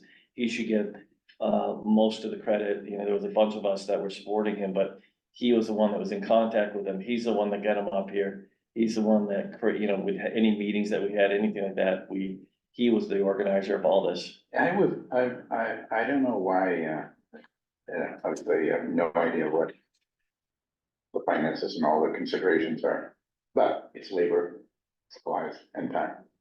Couldn't be anything else. Yeah. Why wouldn't we just set something up like you go down to a current veterinary clinic and you say, listen, at 5 o'clock when you close, at 6 o'clock, a new crew comes in and they're the 24-hour emergency care. Well, the same thing happened with the dentists probably 20 years ago, maybe 25 years ago. Previously, there was always a dentist in the call.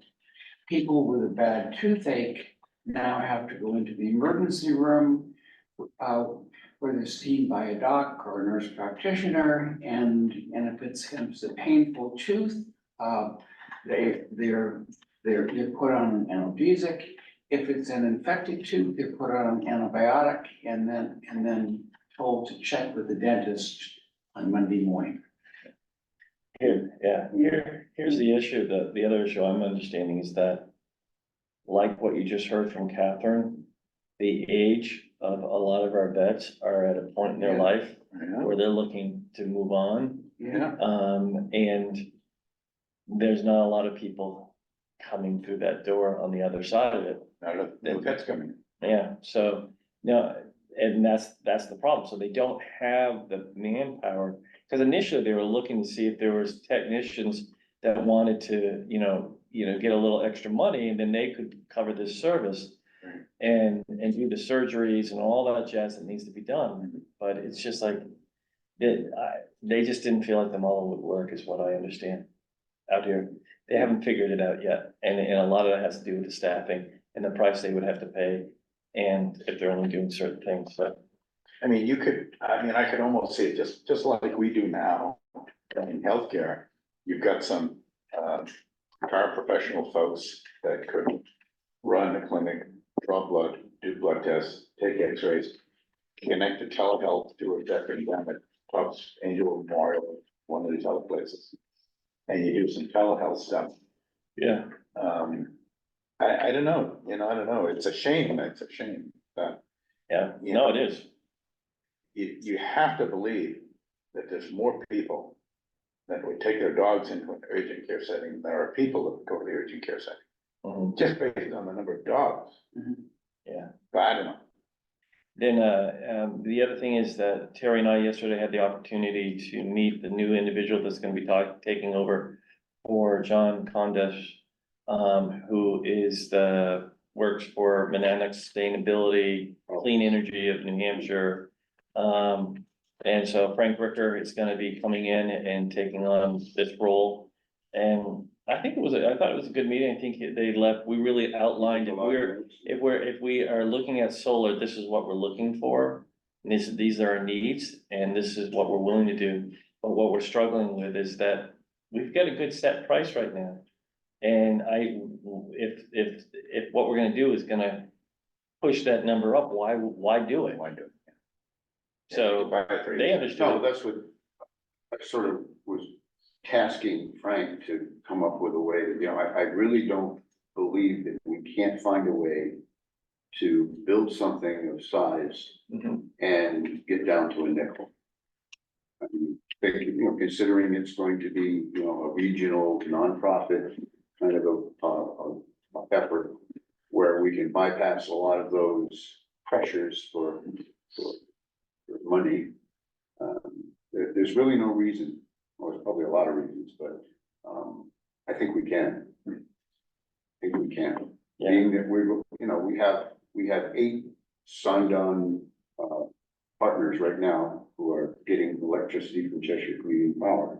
Say that again, because I think I want to record that on a regular basis, that, you've done the yeoman's work on really, Cheshire Community Power it's a reality. 8 towns are now receiving energy through Cheshire Community Power, Right, and it'll be 12 by June.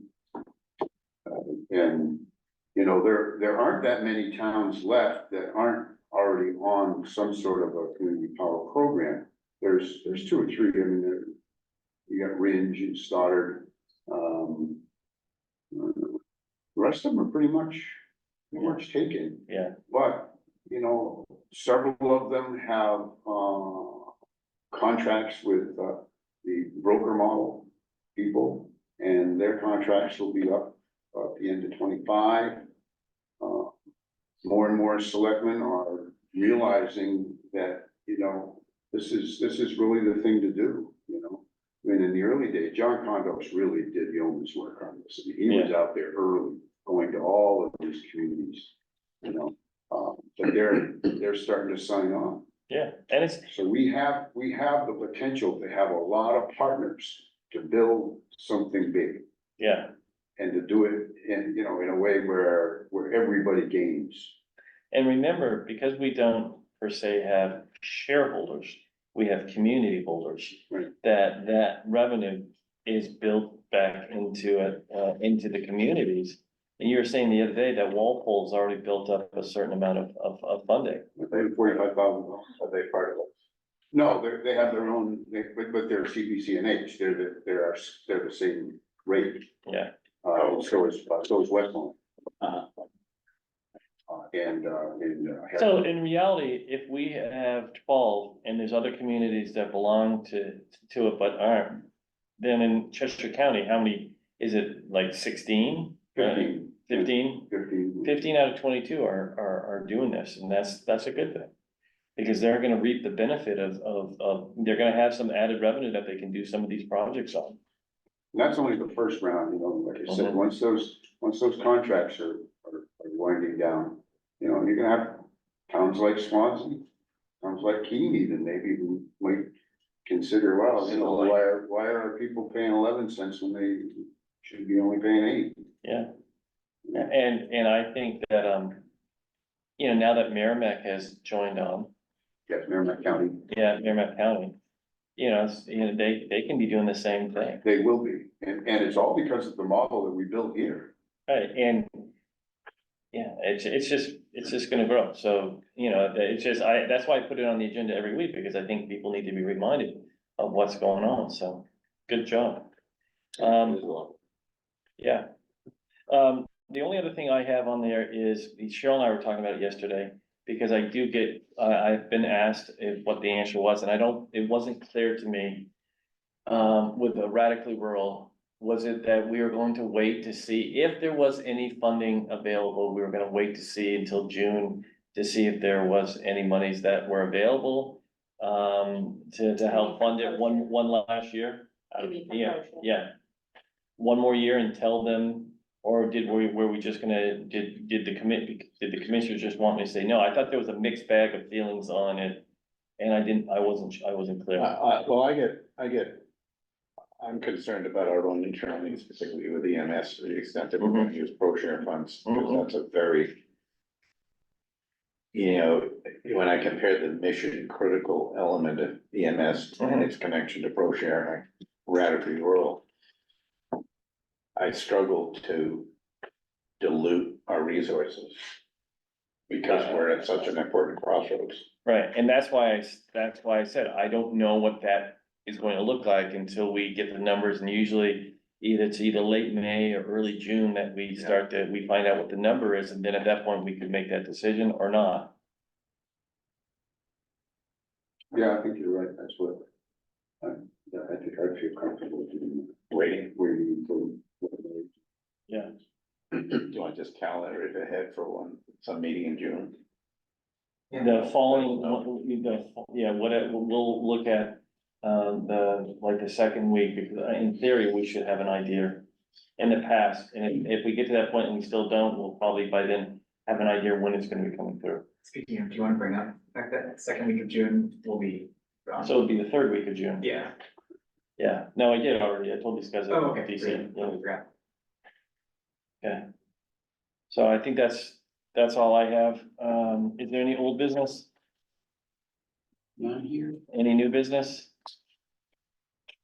Seeing none, vote to accept the weekly manifest and minutes of March 20th, 2024. Okay, Aye. aye, okay. Calendar action, anything on the calendar that you saw that needs to be updated? Okay, and then, we do have a non-public that will be brief. It'll be, Yeah. Kim just texted me saying. Yeah, that's what I was she had to go. saying, she couldn't stay on. Okay, and then what I'll do is I'll give an update as best I can. I just want to make sure, there's a topic that we talked about last week, so we're gonna go into non-public dismissal, promotion, or compensation of any public employee or discipline is RSA 91-A:32A. Will we be adjourning after that? Yes, So, okay. Second. Aye. Commissioner Wasnick, yes, Commissioner, England, yes, and Commissioner Clark, yes. Bring on. Yeah. So coming out of non-public, 12:25, Commissioners, motion to adjourn as there's nothing else to come before us. No votes. No votes, No decisions. no decision Just made. an update on a Great suggestion. previous personnel issue. Thank you, that's right. All right, so, motion to adjourn is from Terry, you seconded, and Commissioner Aye. Wozniak, Commissioner England, and Commissioner Clark. Thank you. When you, We fly out Sunday morning really early. Your husband going to? Yes, Good. yep, and then, yeah, ship on